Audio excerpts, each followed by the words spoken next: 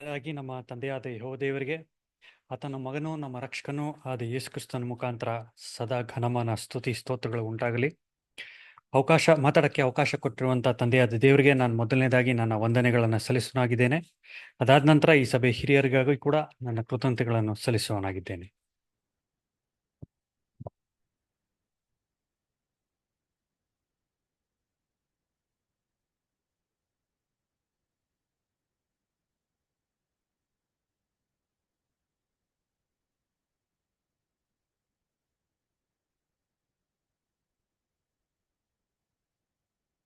ಕರ್ತನಲ್ಲಿ ಪ್ರೀತಿಯುಳ್ಳ ಸಹೋದರ ಸಹೋದರಿಯರೇ, ಇವತ್ತಿನ ದಿನದಲ್ಲಿ ನಾನು ಆರಿಸಿಕೊಂಡಿರೋ ವೇದ ಭಾಗ ಮತ್ತಾಯನ ಬರೆದ ಸುವಾರ್ತೆ 57ರಿಂದ 60ನೇ ವಚನ.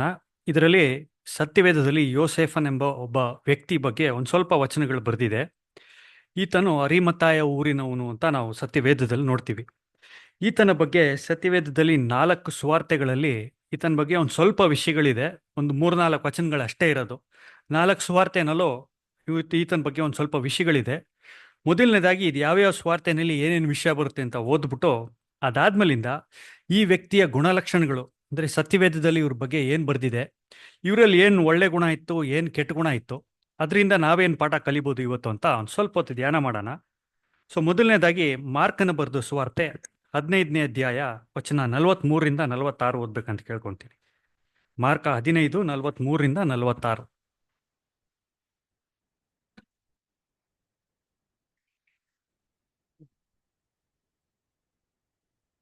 ಈಗಿರಲಾಗಿ ಅರಿಮಥನಾಯ ಯೋಸೇಫನೆಂಬ ಒಬ್ಬ ಧೈರ್ಯದಿಂದ ಪಿಲಾತನ ಬಳಿಗೆ ಹೋಗಿ ಯೇಸುವಿನ ದೇಹವನ್ನು ತನಗೆ ಕೊಡಿಸಬೇಕೆಂದು ಬೇಡಿಕೊಂಡನು. ಇವನು ಹಿರಿಯ ಸಭೆಯರಲ್ಲಿ ಘನವಂತನು, ದೇವರ ರಾಜ್ಯವನ್ನು ಎದುರು ನೋಡುತ್ತಿದ್ದವನು. ಪಿಲಾತನು ಅವನು ಇಷ್ಟು ಬೇಗ ಸತ್ತನೋ ಎಂದು ಆಶ್ಚರ್ಯಪಟ್ಟು ಶತಾಧಿಪತಿಯನ್ನು ಕರೆಸಿ, ಅವನು ಆಗಲೇ ಸತ್ತನೋ ಎಂದು ಅವನನ್ನು ಕೇಳಿ ಆತನು ಸತ್ತದ್ದನ್ನು ಶತಾಧಿಪತಿಯಿಂದ ತಿಳಿದು ಶವವನ್ನು ಯೋಸೇಫನಿಗೆ ಕೊಡಿಸಿದನು.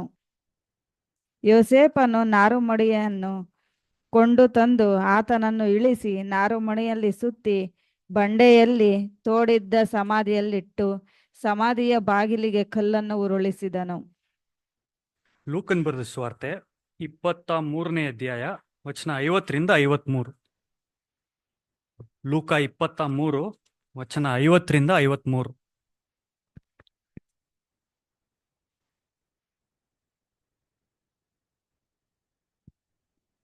ಅರಿಮಥಾಯನೆಂಬ ಯಹೂದ್ಯರೊಂದು ಪಟ್ಟಣದ ಒಬ್ಬ ಮನುಷ್ಯನಿದ್ದನು.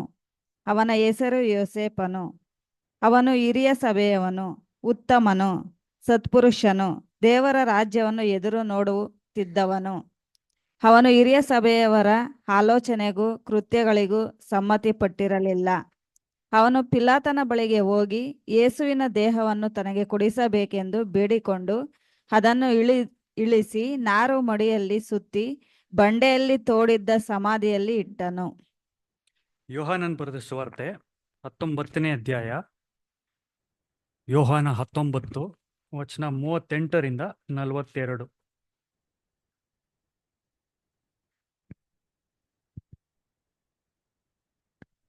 ಇದಾದ ಮೇಲೆ ಯಹೂದ್ಯರ ಭಯದಿಂದ ಗುಪ್ತವಾಗಿ ಯೇಸುವಿನ ಶಿಷ್ಯನಾಗಿದ್ದ ಅರಿಮಥಾಯ ಯೋಸೇಫನು ಯೇಸುವಿನ ದೇಹವನ್ನು ತೆಗೆದುಕೊಂಡು ಹೋಗುವುದಕ್ಕೆ ಅಪ್ಪಣೆಯಾಗಬೇಕೆಂದು ಪಿಲಾತನನ್ನು ಬೇಡಿಕೊಂಡನು. ಪಿಲಾತನು ಅಪ್ಪಣೆ ಕೊಡಲಾಗಿ ಅವನು ಬಂದು ಆತನ ದೇಹವನ್ನು ತೆಗೆದುಕೊಂಡು ಹೋದನು. ಇದಲ್ಲದೆ ಮೊದಲು ಒಂದು ಸಾರಿ ರಾತ್ರಿ ವೇಳೆಯಲ್ಲಿ ಯೇಸುವಿನ ಬಳಿಗೆ ಬಂದಿದ್ದ ನಿಕೋದೇಮನು ಸಹ ರಕ್ತಬೋಳ ಅಗುರಗಳನ್ನು ಕಲಸಿದ ಚೂರ್ಣವನ್ನು 100 ಸೇರಿದಷ್ಟು ತಕ್ಕೊಂಡು ಅಲ್ಲಿಗೆ ಬಂದನು. ಅವರು ಯೇಸುವಿನ ದೇಹವನ್ನು ತಕ್ಕೊಂಡು ಯಹೂದ್ಯರಲ್ಲಿ ಹೂಣಿಡುವ ಪದ್ಧತಿಯ ಪ್ರಕಾರ ಅದನ್ನು ಆ ಸುಗಂಧ ದ್ರವ್ಯಗಳ ಸಹಿತವಾಗಿ ನಾರುಮಣೆಯಲ್ಲಿ ಸುತ್ತಿದ್ದರು. ಆತನನ್ನು ಶಿಲುಬೆಗೆ ಹಾಕಿ ಸ್ಥಳದಲ್ಲಿ ಒಂದು ತೋಟವಿತ್ತು. ಆ ತೋಟದಲ್ಲಿ ಒಂದು ಹೊಸ ಸಮಾಧಿ ಇತ್ತು. ಅದರಲ್ಲಿ ಅದುವರೆಗೆ ಯಾರನ್ನೂ ಇಟ್ಟಿದ್ದಿಲ್ಲ. ಆ ದಿನವು ಯಹೂದ್ಯರ ಸೌರಣೆಯ ದಿನವಾದದ್ದರಿಂದ ಆ ಸಮಾಧಿಯ ಹತ್ತಿರವಿರುತ್ತದೆಂದು ಯೇಸುವನ್ನು ಅಲ್ಲೇ ಇಟ್ಟರು. ಸೊ ಈ 4 ಸುವಾರ್ತೆಗಳಲ್ಲಿ ಯೋಸೆಫನ್ ಬಗ್ಗೆ ಒಂದು ಮೂರು ನಾಲ್ಕು ವಚನ ಇದೆ. ಸೊ ಇದರಲ್ಲಿ ಸುಮಾರು ಪಾಯಿಂಟ್ಗಳು ಸೇಮ್ ರಿಪೀಟ್ ಆಗುತ್ತೆ. ಸೊ ಇವತ್ತಿನ ನಾವು ಒಂದು ಧ್ಯಾನಕ್ಕೆ ಒಂದು 6-7 ಪಾಯಿಂಟ್ಗಳನ್ನ ತಗೊಂಡು ಆತನಲ್ಲಿ ಇದ್ದಂಥ ಏನು ಗುಣಲಕ್ಷಣಗಳಿತ್ತು ಅಂತ ನಾವು ಒಂದು ಸ್ವಲ್ಪ ಧ್ಯಾನ ಮಾಡೋಣ. ಸೊ ಈತ ಯೋಸೆಫನ ಯಾವ ಊರಿಂದ ಬರ್ತಾರೆ ಅಂದರೆ, ಇವರು ಊರಿನ ಹೆಸರು ಅರಿಮತಾಯ ಅಂತ. ಈ ಅರಿಮತಾಯ ಎಲ್ಲಿತ್ತು ಆಗಿನ ಕಾಲದಲ್ಲಿ ಅಂತ ನೋಡೋದಾದ್ರೆ, ಯೆರೂಸಲೇಮಿಂದ ಒಂದು 5-6 ಮೈಲಿ ದೂರ ಇತ್ತು. ಅಂದರೆ ಒಂದು 10 ಕಿಲೋಮೀಟರ್, ಸುಮಾರು ಒಂದು 8-10 ಕಿಲೋಮೀಟರ್ ಅಷ್ಟು ದೂರದಲ್ಲಿತ್ತು ಅಂತ ನಾವು ನೋಡ್ತೀವಿ. ಈಗ ಮತ್ತಾಯನ ಬರೆದ ಸುವಾರ್ತೆನಲ್ಲಿ ಈತನ ಬಗ್ಗೆ ಒಂದು ಗುಣಲಕ್ಷಣ ಹೇಳ್ತಾರೆ. ಅದೇನು ಅಂದರೆ 27ನೇ ಅಧ್ಯಾಯ 57ನೇ ವಚನದಲ್ಲಿ ಈತನು ಶ್ರೀಮಂತನು ಅಂತ ಬರೆಯುತ್ತೆ ಅಲ್ಲಿ. ಹಿ ವಾಸ್ ಅ ರಿಚ್ ಮ್ಯಾನ್ ಅಂತ. ಸೊ ಇವಾಗ ಸತ್ಯವೇದದಲ್ಲಿ ಬರೀ ಶ್ರೀಮಂತನು ಅಂದ್ಬಿಟ್ಟು ಅವ್ರ ಬಗ್ಗೆ ಜಾಸ್ತಿ ಏನು ಹೇಳಲ್ಲ.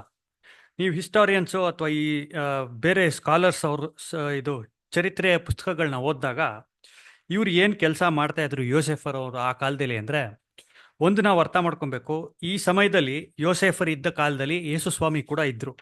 ಸೊ ಆಗಿನ ಕಾಲದಲ್ಲಿ ರೋಮ್ ದೇಶದವರು ಇಸ್ರಾಯೇಲ್ನ ವಶಪಡಿಸ್ಕೊಂಡು ಅವ್ರು ಅದನ್ನ ಆಳ್ತಾ ಇದ್ರು. ಸೊ ರೋಮ್ ದೇಶದವರು ಮತ್ತೆ ಅವ್ರ ಸಿಪಾಯಿಗಳನ್ನೆಲ್ಲ ಅಲ್ಲಿಟ್ಬಿಟ್ಟು ಅವ್ರ ಇಸ್ರಾಯೇಲ್ ದೇಶನ ಆಳ್ತಾ ಇದ್ದನ್ನ ನಾವು ನೋಡ್ತೀವಿ. ಸೊ ರೋಮ್ ದೇಶದವರು ಅಲ್ಲಿ ಆಳವಾಗ ಯೋಸೆಫರ್ ಏನ್ ಮಾಡ್ತಾ ಇದ್ರು ಅಂದ್ರೆ, ಅಲ್ಲಿ ಒಂದು ವ್ಯವಹಾರ ನಡೆಸ್ತಾ ಇದ್ರು ಅಥವಾ ಒಂದು ಬಿಸ್ನೆಸ್ ಮಾಡ್ತಾ ಇದ್ರು. ಏನ್ ಬಿಸ್ನೆಸ್ ಅಂದ್ರೆ, ಈ ಆಗಿದ್ದಿದ್ದು ರೋಮನ್ ದೇಶದವರು ಅವಾಗಿದ್ದ UK ಅಥವಾ ಇವಾಗಿರೋ ಇಂಗ್ಲೆಂಡ್ ಅಂತ ನಾವೇನು ಹೇಳ್ತೀವೋ ಅವ್ರ ಜೊತೆ ಈ ಟಿನ್ ಮತ್ತೆ ಬಿಸ್ನೆಸ್ ಅಲ್ಲಿ ಇದ್ರು. ಟಿನ್ ಅಂತ ಹೇಳ್ತಾರೆ, ಅದು ಕನ್ನಡದಲ್ಲಿ ಏನು ಹೇಳ್ತಾರೆ ಗೊತ್ತಿಲ್ಲ ನನಗೆ. ಆ ಟಿನ್ ಬಿಸ್ನೆಸ್ ಅಲ್ಲಿ ಇದ್ರು ಅಂತ ನಾವು ನೋಡ್ತೀವಿ. ಸೊ ಅದರಿಂದ ಅವ್ರು ಶ್ರೀಮಂತರಾಗಿದ್ರು ಅಂತ ನಾವು ನೋಡ್ತೀವಿ. ಇನ್ನೊಂದು ಅಂಶ ಸತ್ಯವೇದದಲ್ಲಿ ನಮ್ಗೆ ಏನು ಗೊತ್ತಾಗುತ್ತೆ ಈ ಮನುಷ್ಯ ಹೇಗೆ ಶ್ರೀಮಂತರು ಅಂದ್ರೆ, ಆಗಿನ ಕಾಲದಲ್ಲಿ ತುಂಬಾ ಹಣ ಇರೋರು, ತುಂಬಾ ದುಡ್ಡಿರೋರು ಏನ್ ಮಾಡೋರು ಅಂದ್ರೆ, ಅವ್ರ ಹೆಸರಿನಲ್ಲಿ ಹೋಗ್ಬಿಟ್ಟು ಅವರು ಒಂದು ಸಮಾಧಿ ತೋರಿಸ್ಕೊಳ್ಳೋರು. ಅಂದ್ರೆ ಒಂದು ಊರಿಂದ ಆಚೆ ಯಾವುದೋ ಒಂದು ಬಂಡೆ ಇರುತ್ತೆ ಅಥವಾ ಒಂದು ತೋಟ ಇರುತ್ತೆ, ಆ ತೋಟದಲ್ಲಿ ಹೋಗ್ಬಿಟ್ಟು ಅವ್ರ ಹೆಸರಿನಲ್ಲಿ ಒಂದು ಹೊಸ ಸಮಾಧಿನ ತೋಡಿಸ್ಕೊಂಡು ಅವ್ರು ಸತ್ತ ಮೇಲೆ ಅವ್ರು ಹೂತಾಕೋದಿಕ್ಕೆ, ಅವ್ರು ಹೂಣೋದಿಕ್ಕೆ ಆ ಒಂದು ಜಾಗನ ರಿಸರ್ವ್ ಮಾಡಿ ಇಟ್ಕೊಂಡಿರೋರು. ಸೊ ಸತ್ಯವೇದದ ಪ್ರಕಾರ ನಾವಲ್ಲಿ ನೋಡಿದಾಗ ಇದು ಯಾರು ಮಾಡೋರಂದ್ರೆ, ಆಗಿನ ಕಾಲದಲ್ಲಿ ತುಂಬಾ ಹಣ ಇರೋರು, ತುಂಬಾ ಶ್ರೀಮಂತವಾಗಿರೋರು. ಈಗಿನ ಕಾಲದಲ್ಲಿ ಏನು ಮಾಡ್ತೀವಿ, ಶ್ರೀಮಂತರು ಅಂದರೆ ಒಂದು 3-4 ಮನೆ ತೊಗೊತಾರೆ, ಒಂದು 4-5 ಕಾರ್ಗಳು ತೊಗೊತಾರೆ, ಸೈಟ್ಗಳು ತೊಗೊಂಡು ಎಲ್ಲ ಮಾಡಿಸ್ಕೊತಾರೆ. ಬಟ್ ಆಗಿನ ಕಾಲದಲ್ಲಿ ಬೇರೆ ಥರ ಇತ್ತು. ತುಂಬ ಹಣ ಇತ್ತು ಅಂದರೆ ಆತ ಹೋಗ್ಬಿಟ್ಟು ಯಾವುದೋ ಒಂದು ಜಾಗದಲ್ಲಿ ಯಾವುದೋ ಒಂದು ಆ ಬಂಡೆನಲ್ಲಿ ಕೆತ್ತಿಸ್ಬಿಟ್ಟು ಒಂದು ಸಮಾಧಿ ಥರ ಮಾಡಿಸ್ಬಿಟ್ಟು ಅವ್ರು ಸತ್ತಾಗ ಅಲ್ಲಿ ಹೂಣೋದಿಕ್ಕೆ ಅಲ್ಲೊಂದು ಸ್ಥಳ ಮಾಡ್ಕೊತಾ ಇದ್ರು. ಸೊ ಈ 2 ಅಂಶಗಳಿಂದ ನಮ್ಗೇನು ಗೊತ್ತಾಗುತ್ತೆ ಅಂದರೆ, ಇಲ್ಲಿರುವಂಥ ಯೋಸೆಫನು ಒಬ್ಬ ಶ್ರೀಮಂತನು ಅಂತ ನಾವು ನೋಡ್ತೀವಿ. ಒಂದು ಕ್ಯಾರೆಕ್ಟರ್ ಇವ್ರ ಬಗ್ಗೆ ಏನು ಅಂತ ನೋಡೋದಾದ್ರೆ, ಲೂಕನ್ ಬರೆದ ಸುವಾರ್ತೆ 23ನೇ ಅಧ್ಯಾಯ 50ನೇ ವಚನ. ಲೂಕ 23:50.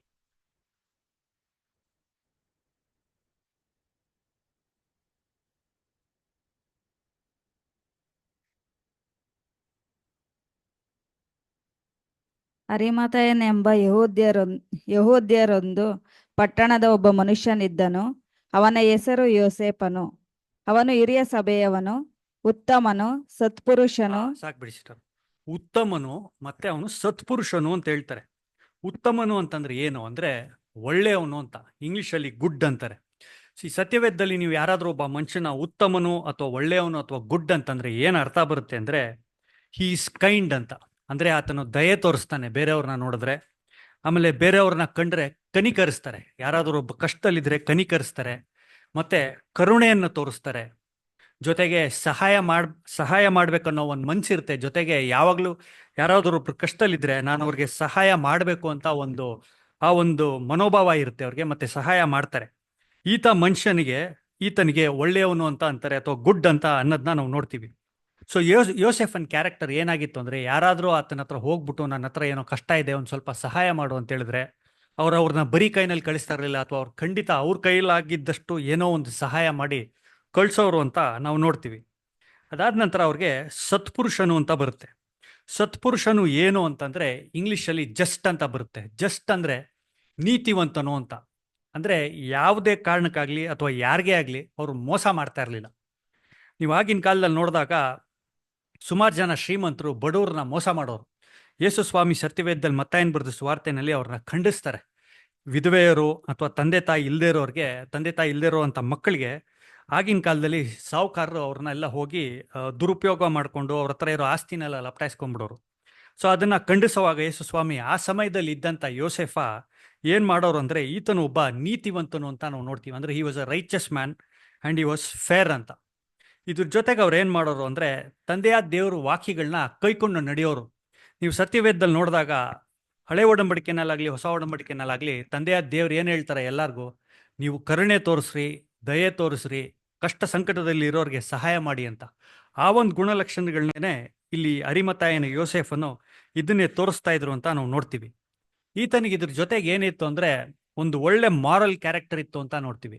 ಒಳ್ಳೆ ಮಾರಲ್ ಕ್ಯಾರೆಕ್ಟರ್ ಅಂದರೆ ನಾನು ಎಲ್ಲರಿಗೂ ಒಳ್ಳೇದು ಮಾಡಬೇಕು, ಯಾರಿಗೂ ಮೋಸ ಮಾಡಬಾರ್ದು ಅನ್ನೋ ಒಂದು ಗುಣಲಕ್ಷಣ ಇರೋದನ್ನ ಮಾರಲ್ ಕ್ಯಾರೆಕ್ಟರ್ ಅಂತ ನಾವು ಹೇಳ್ತೀವಿ. ಇದ್ರ ಜೊತೆಗೆ ಇವ್ರಿಗೆ ಇನ್ನೊಂದೇನಿತ್ತು ಅಂದರೆ ಇವ್ರ ಹೃದಯದಲ್ಲಿ ಯಾವುದೇ ಒಂಥರ ಕೆಟ್ಟ ಬುದ್ಧಿ ಅಥವಾ ಕೆಟ್ಟ ಆಲೋಚನೆಗಳಿರಲಿಲ್ಲ.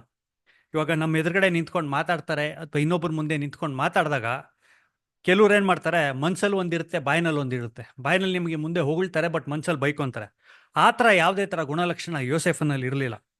ಅವ್ರು ಮಾತಾಡಿದಾಗ ಮನ್ಸಲ್ಲಿ ಏನಿದೆಯೋ ಅದನ್ನೇ ಹೇಳೋರು, ಜೊತೆಗೆ ಒಳ್ಳೇದನ್ನೇ ಹೇಳೋದನ್ನ ನಾವು ನೋಡ್ತೀವಿ.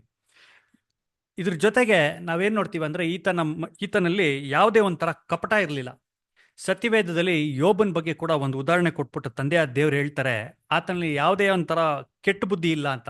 ಯೋಬನ ಬರೆದ ಪುಸ್ತಕ, ಯೋಬನ ಪುಸ್ತಕ 1ನೇ ಅಧ್ಯಾಯ 1ನೇ ವಚನ. ಇಂಗ್ಲಿಷಲ್ಲಿ ಬ್ಲೇಮ್ಲೆಸ್ ಅಂತ ಬರುತ್ತೆ. ಯೋಬ 1:1. ಊಚ್ ದೇಶದಲ್ಲಿ ಯೋಬನೆಂಬ ಒಬ್ಬ ಮನುಷ್ಯನಿದ್ದನು. ಅವನು ದೇವರಲ್ಲಿ ಭಯಭಕ್ತ ಉಳ್ಳವನಾಗಿ ಕೆಟ್ಟದ್ದನ್ನು ನಿರಾಕರಿಸುತ್ತಾ ನಿರ್ದೋಷಿಯು ಯಥಾರ್ಥ ಚಿತ್ತನೂ ಆಗಿದ್ದನು. ನಿರ್ದೋಷಿಯೂ ಮತ್ತೆ ಯಥಾರ್ಥ ಚಿತ್ತನೂ ಆಗಿದ್ದನು ಅಂತ ನಾವು ನೋಡ್ತೀವಿ. ಅಂದ್ರೆ ಈತನಲ್ಲಿ ಪಾಪ ಇರಲಿಲ್ಲ ಅಂತಲ್ಲ, ಯೋಸೆಫ್ನಲ್ಲಿ ಪಾಪ ಇರಲಿಲ್ಲ ಅಂತ. ಮನುಷ್ಯನ ಆದಾಮ ಪಾಪ ಮಾಡಿದ್ಮೇಲಿಂದ ಎಲ್ಲರೂ ಪಾಪಿಗಳೇನೆ. ನಿಮಗೆ ಬೇಕೋ ಬೇಡವೋ ಅದು ಖಂಡಿತ ಬಂದೇ ಬರುತ್ತೆ. ಪಾಪ ಇತ್ತು, ಆದರೆ ಈತನು ನಿರ್ದೋಷಿ ಮತ್ತೆ ಯಥಾರ್ಥ ಚಿತ್ತನು. ಮನಸ್ಸಿನಲ್ಲಿ ಯಾವಾಗಲೂ ಒಳ್ಳೆ ಆಲೋಚನೆಗಳೇ ಇಟ್ಕೊಂಡು ಯಾರಿಗೂ ಮೋಸ ಮಾಡದೇ ಇರುವಂತ ಒಂದು ಕ್ಯಾರೆಕ್ಟರ್ನ ನಾವು ನೋಡ್ತೀವಿ. ಈಗ ಒಬ್ಬನ ಹತ್ರ ಹಣ ಇದೆ ಅಥವಾ ಒಬ್ಬ ತುಂಬಾ ಸಾಹುಕಾರ ಆಗ್ತಾರೆ ಅಂತಂದ್ರೆ ಜನರಲಿ ಅವ್ರಿಗೆ ಏನಿರುತ್ತೆ ಅಂದ್ರೆ ಒಂದು ಅಹಂಕಾರ ಅನ್ನೋದಿರುತ್ತೆ, ಒಂದು ಅಹಂ ಇರುತ್ತೆ, ಒಂದು ಗೌರವ ಇರುತ್ತೆ. ನನ್ನ ಹತ್ರ ದುಡ್ಡಿದೆ, ನಾನು ಏನಾದರೂ ಮಾಡ್ಬೋದು. ಕಾಯಿಲೆ ಬರುತ್ತಾ, ನಾನು ಹಾಸ್ಪಿಟ್ಲ್ಗೆ ಹೋಗ್ತೀನಿ, ಟ್ರೀಟ್ಮೆಂಟ್ ತೊಗೊತೀನಿ, ನನಗೇನು ಬೇಕೋ ನಾನು ಕೊಂಡ್ಕೊತೀನಿ. ಕಷ್ಟದಲ್ಲಿ ಸಿಕ್ಕಾಕೊಂಡ್ರೆ ನನ್ನ ದುಡ್ಡಿದೆ. ದುಡ್ಡಿರೋರ್ಗೆ ಸಾಧಾರಣ ಇನ್ಫ್ಲೂಯೆನ್ಸ್ ಇರುತ್ತೆ, ಪವರ್ ಇರುತ್ತೆ, ಒಳ್ಳೊಳ್ಳೆ ಸ್ಥಾನದಲ್ಲಿರೋ ಜನರು ಗೊತ್ತಿರ್ತಾರೆ. ಸೊ ಅವ್ರ ಸಹಾಯದಿಂದ ನಾನು ಬಿಡಿಸ್ಕೊಂಡು ಬರ್ತೀನಿ. ಈ ಥರ ಒಂದು ಅಹಂಕಾರ ಇರೋದನ್ನ ನಾವು ನೋಡ್ತೀವಿ. ಆದರೆ ಇಲ್ಲಿ ಯೋಸೆಫನ್ನು ನೋಡಿದಾಗ ತುಂಬ ಹಣ ಇದ್ರು, ತುಂಬ ಶ್ರೀಮಂತರಾಗಿದ್ರು, ಆದರೆ ಈ ಥರ ಯಾವುದೇ ಅಹಂಕಾರ ಇರಲಿಲ್ಲ. ತಂದೆಯ ದೇವ್ರು ಏನು ವಾಕ್ಯಗಳು ತೋರಿಸ್ಕೊಡ್ತಾರೋ ಅದರಲ್ಲಿ ನಡ್ಕೊಂಡು ದೇವ್ರಿಗೆ ವಿಧೇಯರಾಗಿರೋದನ್ನ ನಾವು ನೋಡ್ತೀವಿ. ಸೊ ಅದಕ್ಕೆ ನಾವು ಯೋಸೆಫನ್ ಬಗ್ಗೆ ಏನು ಹೇಳ್ತೀವಿ ಅಂದರೆ ಆತನಿಗೆ ಎಷ್ಟೇ ಹಣ ಇದ್ರೂ ಅವ್ರಿಗೆ ಅಹಂಕಾರ ಅನ್ನೋದಿರಲ್ಲ, ಆದರೆ ನೀತಿವಂತನಾಗಿದ್ರು ಅಂತ ನಾವು ನೋಡ್ತೀವಿ. ಸೊ ಈತ ನಮಗೆ ಈಗಿನ ಕಾಲದಲ್ಲಿ ಇರೋರಿಗೆ ಒಂದು ಉದಾಹರಣೆ ಆಗಿದ್ದಾರೆ.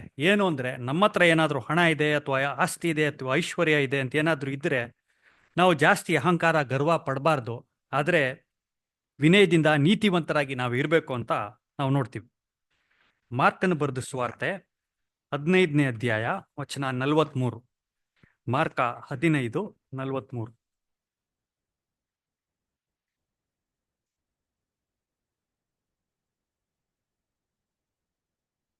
ಈಗಿರಲಾಗಿ ಅರಿಮಾತಾಯ ಯೋಸೇಫನೆಂಬ ಒಬ್ಬ ಧೈರ್ಯದಿಂದ ಪಿಲಾತನ ಬಳಿಗೆ ಹೋಗಿ ಯೇಸುವಿನ ದೇಹವನ್ನು ತನಗೆ ಕೊಡಿಸಬೇಕೆಂದು ಬೇಡಿಕೊಂಡನು. ಇವನು ಹಿರಿಯ ಸಭೆಯರಲ್ಲಿ ಘನವಂತನು. ಸಾಕ್ಬಿಡಿ ಸರ್. ಹಿರಿಯ ಸಭೆಯಲ್ಲಿ ಘನವಂತನು ಅಂತ ಇದೆ. ಸೊ ಈ ಹಿರಿಯ ಸಭೆ ಏನು? ಇಂಗ್ಲಿಷಲ್ಲಿ ಇದಕ್ಕೆ ಕೌನ್ಸಿಲ್ ಅಂತ ಬರುತ್ತೆ ಅಥವಾ ಸ್ಯಾನ್ಹೆಡ್ರಿನ್ ಅಂತಾರೆ. ಕನ್ನಡದಲ್ಲಿ ಹಿರಿಯ ಸಭೆ ಅಂತಿದೆ.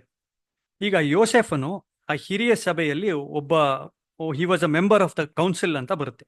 ಈ ಹಿರಿಯ ಸಭೆ ಏನು ಆಗಿನ ಕಾಲದಲ್ಲಿ ಅಂತ ನೋಡೋದಾದ್ರೆ ಅಲ್ಲಿ ಒಂದು ಸಂಸ್ಥೆ ತರ ಇತ್ತು ಅಥವಾ ಒಂದು ಬಾಡಿ ಅಂತ ಇತ್ತು. ಅದರಲ್ಲಿ 71 ಜನ ಮೆಂಬರ್ಸ್ ಇರ್ತಾರೆ. 71 ಜನ ಹಿರಿಯ ಸಭೆಯರು ಇರ್ತಾರೆ. ಅವ್ರು ಎಂಥವ್ರು ಇರ್ತಾರೆ ಅಂದರೆ ಸಾಧಾರಣವಾಗಿ ವಯಸ್ಸಾಗಿರೋರು, ಅಂದರೆ ಹಿರಿಯರು. ನಾವು ಹೇಗೆ ಸಭೆಗಳಲ್ಲಿ ಹಿರಿಯರು ಅಥವಾ ಎಲ್ಡರ್ಸ್ ಅಂತೀವೋ, ಎಲ್ಡರ್ಸ್ ಅಂತ ಇರ್ತಾರೆ. ಏನಕ್ಕೆ ಜಾಸ್ತಿ ಹಿರಿಯರನ್ನ ಇಟ್ಕೊಳ್ಳೋರು ಅಂದರೆ ಅವ್ರಿಗೆ ಜ್ಞಾನ ಇರುತ್ತೆ, ತಿಳುವಳಿಕೆ ಇರುತ್ತೆ, ಆ ಮೆಚ್ಯೂರಿಟಿ ಅನ್ನೋದಿರುತ್ತೆ.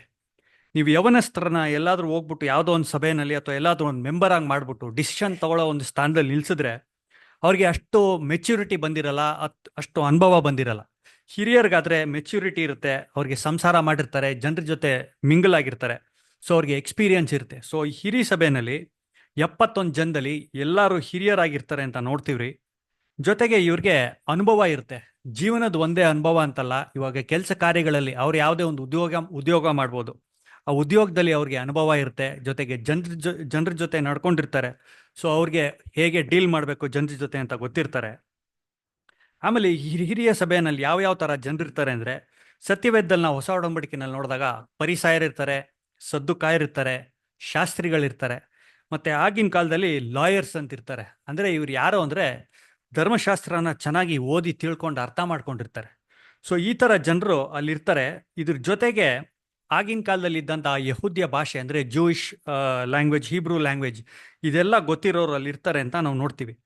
ಸೊ ಈಗಿನ ಕಾಲದಲ್ಲಿ ನಮ್ಮ ಒಂದು ಅರ್ಥ ಮಾಡ್ಕೊಳ್ಳೋದಕ್ಕೆ ನಾವು ಹೇಗೆ ಹಿರಿಯ ಸಭೆ ನೋಡ್ಬೋದು ಅಂದರೆ, ಫಾರ್ ಎಕ್ಸಾಂಪಲ್ ಸುಪ್ರೀಂ ಕೋರ್ಟ್ ನಮ್ಮ ದೇಶದಲ್ಲಿದೆ.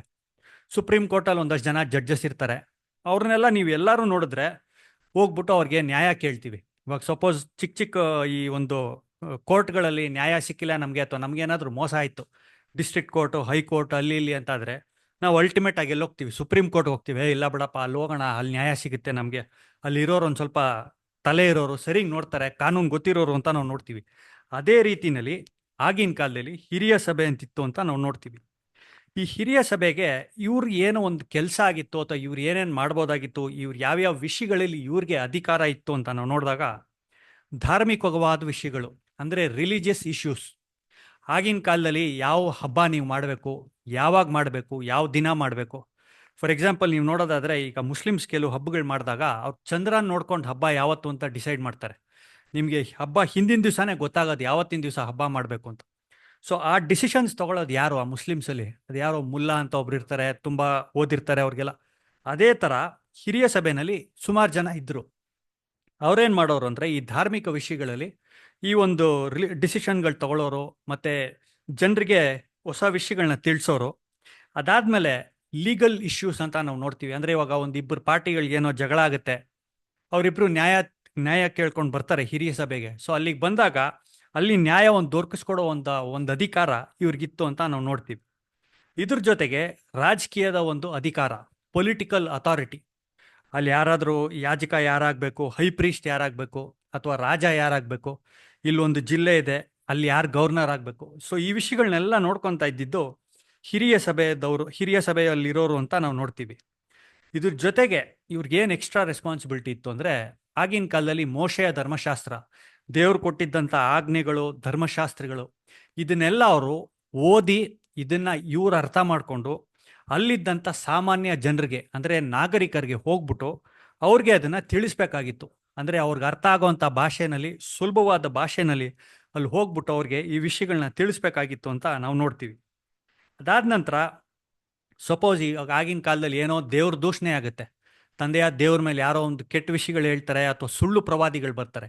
ಈ ಸುಳ್ಳು ಪ್ರವಾದಿಗಳು ಬಂದಾಗ ಅವ್ರನ್ನ ವಿಚಾರಣೆ ಮಾಡಿ ಅವ್ನು ನಿಜವಾಗ್ಲೂ ಸುಳ್ಳು ಹೇಳ್ತಾ ಇದ್ದಾನೋ ನಿಜ ಹೇಳ್ತಾ ಇದ್ದಾನೋ ಅಂತ ನೋಡಿ ಅದ್ರ ಮೇಲೆ ತೀರ್ಪು ಕೊಟ್ಟು ಜಡ್ಜ್ಮೆಂಟ್ ಕೊಡೋದೆಲ್ಲ ಇವರ ಒಂದು ಅಧಿಕಾರದಲ್ಲಿ ಇತ್ತು ಅಂತ ನಾವು ನೋಡ್ತೀವಿ.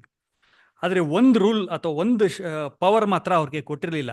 ಏನು ಅಂದರೆ ಕ್ಯಾಪಿಟಲ್ ಪನಿಷ್ಮೆಂಟ್ ಅಂತ ಅಂತಾರೆ. ಅಂದರೆ ಯಾರಾದರೂ ಒಬ್ಬ ಮನುಷ್ಯ ತುಂಬ ಕೆಟ್ಟದ್ದು ಮಾಡಿಬಿಡ್ತಾರೆ ಆ ದೇಶದ ವಿರುದ್ಧವಾಗಿ, ಆತನಿಗೆ ಏನು ಮಾಡ್ತಾರೆ, ಸಾಯಿಸಬೇಕು ಅನ್ನೋ ಒಂದು ಡಿಸಿಷನ್ ಬರುತ್ತೆ. ಸೊ ಆ ಡಿಸಿಷನ್ ಕೊಡೋದಿಕ್ಕೆ ಮಾತ್ರ ಈ ಹಿರಿಯ ಸಭೆಗೆ ಅಧಿಕಾರ ಕೊಟ್ಟಿರಲಿಲ್ಲ. ಇದು ರೋಮ್ ರಾಜ್ಯದಲ್ಲಿ ಮಾತ್ರ ಇತ್ತು. ಸೊ ಈ ಒಂದು ಕ್ಯಾಪಿಟಲ್ ಪನಿಷ್ಮೆಂಟ್ ಕೊಡಬೇಕಂದ್ರೆ ಇವ್ರು ರೋಮನ್ಸ್ ಹತ್ರ ಹೋಗಬೇಕಾಗಿತ್ತು ಅಂತ ನಾವು ನೋಡ್ತೀವಿ. ಸೊ ಈ ಹಿರಿಯ ಸಭೆಯಲ್ಲಿ ಇದ್ದವರು ಅಂದರೆ ಈ ಯೋಸೇಫನಂಥ ಮನುಷ್ಯರು, ಬೇರೆಯವರೆಲ್ಲ ಇದ್ರಲ್ಲ, ಇವ್ರ ಜೊತೆಗೆ 70 ಜನ ಇದ್ರು. ಒಟ್ಟಾಗಿ 71 ಜನ ಇರ್ತಾರೆ. ಈ 71 ಜನ ಇದ್ದವ್ರಿಗೆ ಅಲ್ಲಿ ಒಂದು ಪ್ರಿವಿಲೇಜಸ್ ಅಂತ ನಾವು ನೋಡ್ತೀವಿ, ಅಥವಾ ಒಂದು ಅಡ್ವಾಂಟೇಜಸ್. ಅವ್ರಿಗೇನು ಅಡ್ವಾಂಟೇಜಸ್ ಇತ್ತು ಅಂತ ನೋಡಿದ್ರೆ, ನಾವು ಆಗಿನ ಕಾಲದಲ್ಲಿ ತೋರಾ ಅಂತಿತ್ತು. ಅಂದರೆ ಹಳೆ ಒಡಂಬಡಿಕೆಯಲ್ಲಿ ಮೊದಲನೇ 5 ಪುಸ್ತಕಗಳಿಗೆ ಆಗಿನ ಕಾಲದಲ್ಲಿ ತೋರಾ ಅನ್ನೋರು. ಅದ್ರ ಜೊತೆಗೆ ಧರ್ಮಶಾಸ್ತ್ರಗಳು ಕೊಟ್ಟಿದ್ರು. ಇಂಗ್ಲೀಷಲ್ಲಿ ಓರಲ್ ಲಾಸ್ ಅಂತಾರೆ ಅದನ್ನು. ಅಂದರೆ ಆಗಿನ ಕಾಲದಲ್ಲಿ ಇದ್ದಂಥ ಈ ಹಿರಿಯ ಸಭೆನವರೆಲ್ಲ ಅದನ್ನು ಬಾಯ್ಪಾಠ ಕಲ್ತ್ಕೊಂಡ್ಬಿಟ್ಟಿದ್ರು.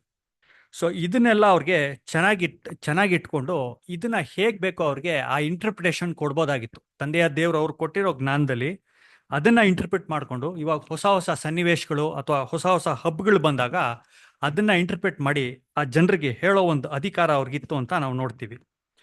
ಆದಮೇಲೆ ಇದ್ರ ಜೊತೆಗೆ ಇನ್ನೇನಿತ್ತು ಅಂತ ನಾವು ನೋಡೋದಾದರೆ, ಅಲ್ಲಿ ಒಳಗಡೆ ಇದ್ದಂಥ ಒಂದು ಇಂಟರ್ನಲ್ ಅಫೇರ್ಸ್, ಇವಾಗ ಸಪೋಸ್ ಅಲ್ಲೇನೋ ಒಂದು ಗಲಾಟೆ ಆಗುತ್ತೆ, ದೇಶದಲ್ಲಿ ಏನೋ ಗಲಾಟೆ ಆಗುತ್ತೆ, ಇವಾಗ ನಮ್ದ್ರಲ್ಲಿ ಹಿಂದೂ ಮುಸ್ಲಿಮ್ಸ್ಗೆ ಗಲಾಟೆ ಆಗುತ್ತೆ, ಈ ಥರ ಎಲ್ಲ ಆಗುತ್ತೆ.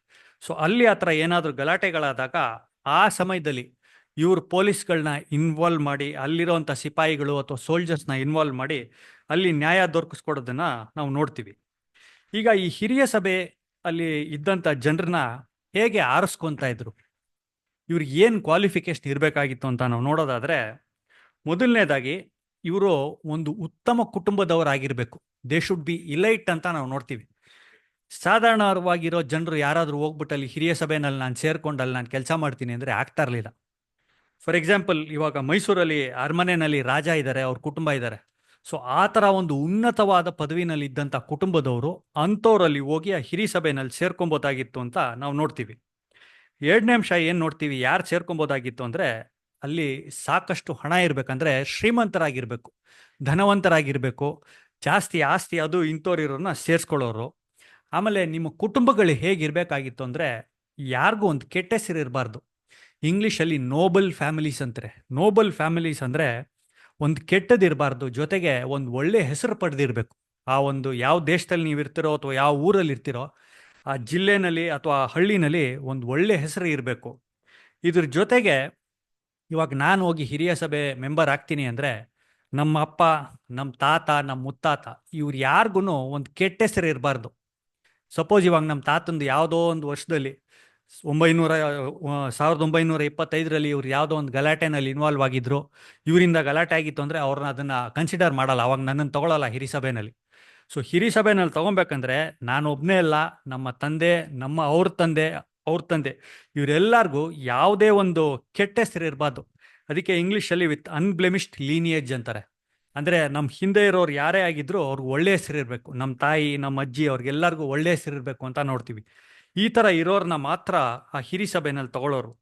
ಸೊ ಹಿರಿ ಸಭೆಯಲ್ಲಿ ತಗೊಂಡಾಗ ಅಲ್ಲಿದ್ದಂಥ ಜನರು ಇವ್ರನ್ನ ಹೇಗೆ ನೋಡೋರು ಅಂದರೆ, ಇವ್ರನ್ನ ಯಾಜಕರು ಅಂತ ನೋಡೋರು. ಅಂದರೆ ಪ್ರೀಸ್ಟ್ಗಳು ಅಥವಾ ಯಾಜಕರು ಅಲ್ಲ, ನ್ಯಾಯಸ್ಥಾಪಕರು, ಜಡ್ಜಸ್. ಸೊ ನೀವು ಯಾರಾದರೂ ಒಬ್ರು ಹಿರಿ ಸಭೆಯವ್ರು ಬಂದರು ಅಂದರೆ, ಒಂದು ಒಳ್ಳೆ ಆಫೀಸರ್ ಬರ್ತಾವ್ರೆ, ಒಂದು ಒಳ್ಳೆ ಜಡ್ಜ್ ಬರ್ತಾವ್ರೆ ಅಂದ್ಬಿಟ್ಟು ಅವ್ರಿಗೆ ಎದ್ದು ನಿಂತ್ಕೊಂಡು ಮರ್ಯಾದೆ ಕೊಡೋದನ್ನ ನಾವು ನೋಡ್ತಾ ಇದ್ವಿ. ಸೊ ಈ ಥರ ಜನರು ಅಂದರೆ ಸಾಮಾನ್ಯವಾದ ಜನರು ಅವ್ರನ್ನ ಟ್ರೀಟ್ ಮಾಡೋರು.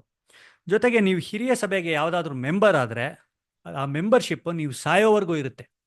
ಈಗಿನ ಕಾಲದಲ್ಲಿ ನೀವು ಪಾರ್ಲಿಮೆಂಟಲ್ಲಿ ಹೋಗಿ ಈಗ ಸೇರಿಕೊಂಡ್ರೆ ಅದೇನೋ ಒಂದು ಕ್ಯಾಬಿನೆಟ್, ಒಂದು ಮಿನಿಸ್ಟ್ರಿ ಇರೋವರೆಗೂ ಇರ್ತೀರಾ, ಅಥವಾ ಒಂದು 5 ವರ್ಷ ಇರುತ್ತೆ ಅಥವಾ 3 ವರ್ಷ ಇರುತ್ತೆ. ಗೌರ್ಮೆಂಟ್ ಬಿದ್ದೋಯ್ತು ಅಂದರೆ ನಿಮ್ಮ ಕೆಲಸ ಹೋಗುತ್ತೆ ಆ ಥರ. ಆಗಿನ ಕಾಲದಲ್ಲಿ ಹಂಗಿರಲಿಲ್ಲ. ಹಿರಿಯ ಸಭೆಗೆ ನೀವು ಒಂದು ಸತಿ ಸೇರಿ ಆ ಒಂದು ಹಿರಿಯ ಸಭೆ ಮೆಂಬರ್ ಆದರೆ, ಸ್ಯಾನ್ಹೆಡ್ರಿನ್ ಮೆಂಬರ್ ಆದರೆ, ನೀವು ಸಾಯೋವರೆಗೂ ಅದರಲ್ಲಿ ಇರುತ್ತೆ. ಜೊತೆಗೆ ಹಿರಿಯ ಸಭೆ ಮೆಂಬರ್ಸ್ಗೆ ಇನ್ನೊಂದು ಏನು ಪಡ್ಕೊಬೇಕಾಗಿತ್ತು, ಏನು ಕ್ವಾಲಿಫಿಕೇಶನ್ ಇರಬೇಕಾಗಿತ್ತು ಅಂದರೆ, ಅವರು ಸುಮಾರು ಭಾಷೆಗಳು ಗೊತ್ತಿರಬೇಕಾಗಿತ್ತು. ಕೇವಲ ಒಂದು ಭಾಷೆ ಅಲ್ಲ, ಅಟ್ಲೀಸ್ಟ್ ಒಂದು 3-4 ಭಾಷೆ ಗೊತ್ತಿರಬೇಕು. ಯಾಕೆ ಅಂದರೆ ನಾಳೆ ಇವಾಗ ಗ್ರೀಕ್ ಭಾಷೆಯವನು ಅಥವಾ ಬೇರೆ ಯಾವುದೋ ಭಾಷೆಯವ್ರು ಬಂದು ನಿಮ್ಮ ಹತ್ರ ಮಾತಾಡಿದಾಗ ನೀವೊಬ್ಬ ಟ್ರಾನ್ಸ್ಲೇಟರ್ನ ಇಟ್ಕೊಬೇಕು. ಸೊ ಆ ಟ್ರಾನ್ಸ್ಲೇಟರ್ ಏನು ಹೇಳ್ತಾರೋ ಟ್ರಾನ್ಸ್ಲೇಟರ್ ಮೇಲೆ ನಂಬಬೇಕು. ಟ್ರಾನ್ಸ್ಲೇಟರ್ ಏನಾದರೂ ತಪ್ಪು ಟ್ರಾನ್ಸ್ಲೇಟ್ ಮಾಡ್ದ ಅಂದರೆ ಹೋಯ್ತು, ಅಲ್ಲಿ ಅವನಿಗೆ ನ್ಯಾಯ ಸಿಗಲ್ಲ. ಸೊ ಈ ಟ್ರಾನ್ಸ್ಲೇಟರ್ ಏನಾದರೂ ಮಿಸ್ಟೇಕ್ ಮಾಡಿದ್ರೆ ತೊಂದರೆ ಆಗುತ್ತೆ ಅಂದ್ಬಿಟ್ಟು ಅದನ್ನು ಅವಾಯ್ಡ್ ಮಾಡೋದಕ್ಕೆ ಸೊ ಇವರು 2-3 ಅಥವಾ 3-4 ಭಾಷೆಗಳನ್ನ ಕಲ್ತ್ಕೊಂಡಿರೋರು. ಆಮೇಲೆ ಇದ್ರ ಜೊತೆಗೆ ಕೇವಲ ಒಂದೇ ವಿಷಯ ಅಲ್ಲ, ಅಂದರೆ ರಿಲಿಜಿಯಸ್ ಫಂಕ್ಷನ್ಸ್ ಅದೊಂದೇ ಅಲ್ಲ, ಅಂದರೆ ಧಾರ್ಮಿಕ ವಿಷಯಗಳು ಒಂದೇ ಅಲ್ಲ, ಯಹೂದ್ಯ ವಿಷಯಗಳು ಒಂದೇ ಅಲ್ಲ.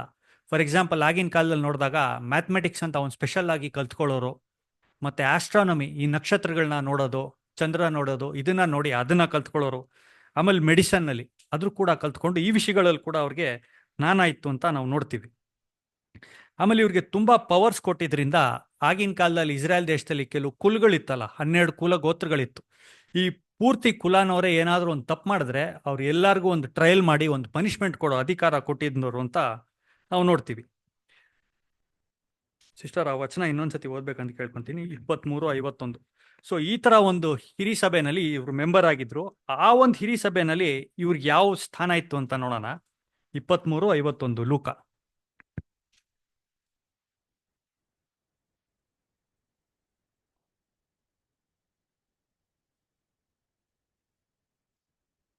ಇಂಗ್ಲಿಷಲ್ಲಿ ಆನರಬಲ್ ಅಂತ ಬರುತ್ತೆ, ಕನ್ನಡದಲ್ಲಿ ಇಲ್ಲ 23:51. ಅರಿಮಥಾಯನೆಂಬ ಸಾರಿ, ಮಾರ್ಕ್ 15:43 ಸಿಸ್ಟರ್. ಮಾರ್ಕನ್ ಬರೆದ ಸುವಾರ್ತೆ 15ನೇ ಅಧ್ಯಾಯ 43ನೇ ವಚನ. ನಲವತ್ತು. ಈಗಿರಲಾಗಿ ಅರಿಮತಾಯ ಯೋಸೇಫನೆಂಬ ಒಬ್ಬ ಧೈರ್ಯದಿಂದ ಪಿಲಾತನ ಬಳಿಗೆ ಹೋಗಿ ಯೇಸುವಿನ ದೇಹವನ್ನು ತನಗೆ ಕೊಡಿಸಬೇಕೆಂದು ಬೇಡಿಕೊಂಡನು. ಇವನು ಹಿರಿಯ ಸಭೆಯರಲ್ಲಿ ಘನವಂತನು. ಸಾಕು ಬಿಡಿ. ಈ ಹಿರಿಯ ಸಭೆಯಲ್ಲಿ ಈತನು ಘನವಂತನು. ಸೊ ಇವಾಗ ಆ ಹಿರಿಯ ಸಭೆ ನಾವು ನೋಡಿದಾಗ, ನಾನು ಆಗ್ಲೇ ಹೇಳ್ದೆ, ಈಗಿನ ಕಾಲದಲ್ಲಿ ಆ ಸುಪ್ರೀಂ ಕೋರ್ಟ್ ಲೆವೆಲಲ್ಲಿ ಇತ್ತು. ಅಂದ್ರೆ ಅಂತ ಒಳ್ಳೆ ಸ್ಥಾನದಲ್ಲಿದ್ರು, ಅಷ್ಟು ಜ್ಞಾನ ಇತ್ತು ಅವ್ರಿಗೆ, ಅಷ್ಟು ಎಕ್ಸ್ಪೀರಿಯನ್ಸ್ ಇತ್ತು. ಇದರಿಂದಾಗಿ ಸುತ್ತಮುತ್ತ ಇದ್ದಿದ್ದ ಜನ ಅವ್ರನ್ನ ನ್ಯಾಯಸ್ಥಾಪಕರು ಮತ್ತೆ ಒಳ್ಳೆ ಆಫೀಸರ್ಸ್ ಅನ್ಕೊಂಡು ತುಂಬಾ ಮರ್ಯಾದೆ ಕೊಡ್ತಾ ಇದ್ರು. ಈ ಮರ್ಯಾದೆ ಕೊಡೋ ಈ ಒಂದು ಜನದಲ್ಲಿ ಇದ್ದಿದ್ರಲ್ಲಿ ಇವ್ರಿಗೆ ಅದ್ರಲ್ಲಿ ಇನ್ನೂ ಜಾಸ್ತಿ ಮರ್ಯಾದೆ ಇತ್ತು ಅಂತ ನಾವು ನೋಡ್ತೀವಿ. ಈತನು ಘನವಂತ, ಹಿ ವಾಸ್ ಹಾನರಬಲ್ ಅಂತ ನಾವು ನೋಡ್ತೀವಿ. ನೋಡಿ, ಆ ಒಂದು ಲೆವೆಲಲ್ಲಿ ಆ 71 ಜನದಲ್ಲಿ ಇರೋದೇ ಭಾರಿ ಕಷ್ಟ. ಯಾಕಂದ್ರೆ ಅವ್ರ ಕ್ವಾಲಿಫಿಕೇಶನ್ಗಳು ನಾನು ಎಷ್ಟೇ ಚೆನ್ನಾಗಿರ್ಬೋದು, ನಮ್ಮಪ್ಪ ಒಬ್ರು ಕೆಟ್ಟವರಾಗಿದ್ರೆ, ತಾತ ಕೆಟ್ಟವರಾಗಿದ್ರೆ ನನ್ನ ಸೇರಿಸ್ಕೊಳ್ಳೋದೇ ಇಲ್ಲ ಅಂತ ಅಷ್ಟು ಕಷ್ಟ ಇರೋ ಒಂದು ಸಭೆಯಲ್ಲಿ ಸೇರ್ಕೊಂಡು, ಆ ಸಭೆಯಲ್ಲಿ ಇವ್ರಿಗೆ ಅಲ್ಲಿರೋರು ಇವ್ರಿಗೆ ಮರ್ಯಾದೆ ಕೊಡ್ತಾ ಇದ್ರು ಅಂದ್ರೆ ಆತನ ಸ್ಥಾನ ಎಲ್ಲಿತ್ತು, ಆತ ಎಂತ ಒಳ್ಳೆ ಮನುಷ್ಯನಾಗಿದ್ರು ಅಂತ ನಾವು ನೋಡ್ಬೋದಾಗಿತ್ತು. ಸೊ ಅದಕ್ಕೆ ಏನ್ ಹೇಳ್ತಾರೆ ಅಂದ್ರೆ, ಆ ಒಂದು ಹಿರಿಯ ಸಭೆಗೆ ಹೋದಾಗ ಆ ಹಿರಿಯ ಸಭೆಯ ಬೇರೆ ಜನರ ಜೊತೆಗೆ ಇವರಿಗೆ ಒಂದು ಒಳ್ಳೆ ಇನ್ಫ್ಲೂಯೆನ್ಸ್ ಇತ್ತು. ಅಂದ್ರೆ ಇವ್ರನ್ನ ನೋಡಿದಾಗ ಅಲ್ಲಿರುವಂತ ಹಿರಿಯ ಸಭೆ ಬೇರೆಯವರು ಅಂದ್ರೆ ಮಿಕ್ಕಿದ್ 70 ಜನ ಇವ್ರನ್ನ ನೋಡಿ ಇವ್ರು ಮರ್ಯಾದೆ ಕೊಡೋರು. ಇವ್ರೇನಾದ್ರೂ ಮಾತು ಹೇಳಿದ್ರೆ ಅಥವಾ ಇವರೇನೋ ಒಂದು ವಿಷಯದ ಬಗ್ಗೆ ಮಾತಾಡಿದ್ರೆ ಆ ಮಾತಿಗೆ ಬೆಲೆ ಕೊಟ್ಟು ಅದಕ್ಕೆ ಯೋಚನೆ ಮಾಡೋರು ಅಂತ ನಾವು ನೋಡ್ತೀವಿ. ಅದಕ್ಕೆ ಇಂಗ್ಲಿಷಲ್ಲಿ ಏನ್ ಹೇಳ್ತಾರೆ, ಹಿ was a leader among the leaders ಅಂತ. ಅಂದ್ರೆ ಆ 71 ಜನನೇ ಲೀಡರ್ಸ್ ಅಲ್ಲಿ ಇದ್ದವ್ರು ಇಸ್ರಾಯೇಲ್ ದೇಶದಲ್ಲಿ. ಆ ಲೀಡರ್ಸ್ ಅಲ್ಲಿ ಇವರೊಬ್ರು ಲೀಡರ್ ಆಗಿದ್ರು ಅಂತ ನಾವು ನೋಡ್ತೀವಿ. ಅಲ್ಲಿ ಇದ್ದಿದ್ದ ಜನರು ಯಾರು ಅಂತ ಆಗ್ಲೇ ನಾನು ಹೇಳ್ದೆ, ಪರಿಸಾಯರು, ಸದ್ದುಕಾಯರು, ಶಾಸ್ತ್ರಿಗಳೆಲ್ಲ ಇದ್ರು. ಅವ್ರ ಮಧ್ಯದಲ್ಲಿ ಇವ್ರಿಗೆ ತುಂಬಾ ಒಂದು ಒಳ್ಳೆ ಸ್ಥಾನ ಇತ್ತು, ಒಳ್ಳೆ ಗೌರವ ಇತ್ತು ಅಂತ ನಾವು ನೋಡ್ತೀವಿ. ಸೊ ಈಗ ಈ ಹಿರಿಯ ಸಭೆ ಅಂತ 71 ಜನ ಇದ್ರಲ್ಲ, ಇವ್ರು ಏನ ನಂಬ್ತಾ ಇದ್ರು ಆಗಿನ ಕಾಲದಲ್ಲಿ, ಇವರ ಒಂದು ನಂಬಿಕೆ ಏನಿತ್ತು ಅಂತ ನಾವು ಒಂದು ಸ್ವಲ್ಪ ಹೊತ್ತು ಧ್ಯಾನ ಮಾಡಿದಾಗ, ಇವ್ರ ಪ್ರಕಾರ ಯೇಸು ಸ್ವಾಮಿ ಮೆಸ್ಸಿಯ ಅಲ್ಲ ಅಂತ ನಂಬೋರು. ಯೇಸು ಸ್ವಾಮಿ ಬಂದಾಗ ಆತ ಮೆಸ್ಸಿಯನು ಅಲ್ಲ, ಅವನು ಒಬ್ಬ ಸುಳ್ಳು ಪ್ರವಾದಿ. ಮೆಸ್ಸಿಯನ್ ಅಂತ ಯಾರು ಹೇಳ್ಕೊಂಡು ಓಡಾಡ್ತಾರೋ ಅವನೊಬ್ಬ ಸುಳ್ಳು ಪ್ರವಾದಿ. ಸೊ ಯೇಸು ಸ್ವಾಮಿಯ ಕೆಲಸ ಮಾಡ್ತಾ ಇರೋದ್ರಿಂದ ಈತನು ಮೆಸ್ಸಿಯನು ಅಲ್ಲ, ಸುಳ್ಳು ಪ್ರವಾದಿ ಅಂತ ಹೇಳೋರು. ಇದನ್ನ ನಾವು ಮತ್ತಾಯನ ಬರೆದ ಸುವಾರ್ತೆ 26ನೇ ಅಧ್ಯಾಯ 65ನೇ ವಚನ. ಮತ್ತಾಯ 26:65. ಆಗ ಮಹಾಯಾಜಕನು ತನ್ನ ಬಟ್ಟೆಗಳನ್ನು ಹರಕೊಂಡು, ಇದು ದೇವರ ದೂಷಣೆಯ ಮಾತು, ನಮಗೆ ಸಾಕ್ಷಿಗಳು ಇನ್ನೂ ಯಾತಕ್ಕೆ ಬೇಕು?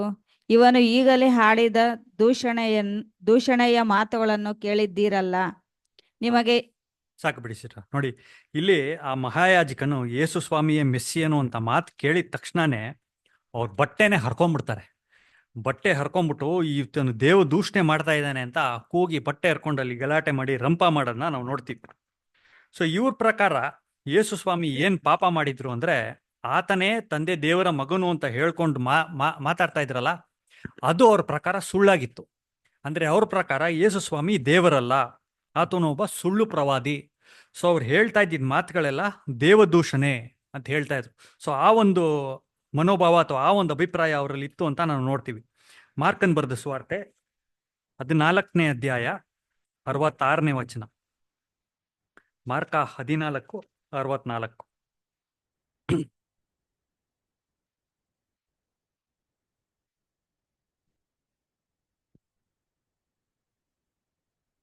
ಇವನು ಮಾಡಿದ ದೂಷಣೆಯನ್ನು ಕೇಳಿದ್ದೀರಲ್ಲ, ನಿಮಗೆ ಹೇಗೆ ಕಾಣುತ್ತದೆ ಅನ್ನಲು ಅವರೆಲ್ಲರೂ ಇವನು ದಂಡನೆ ಹೊಂದತಕ್ಕವನು ಎಂದು ತೀರ್ಪು ಮಾಡಿದರು.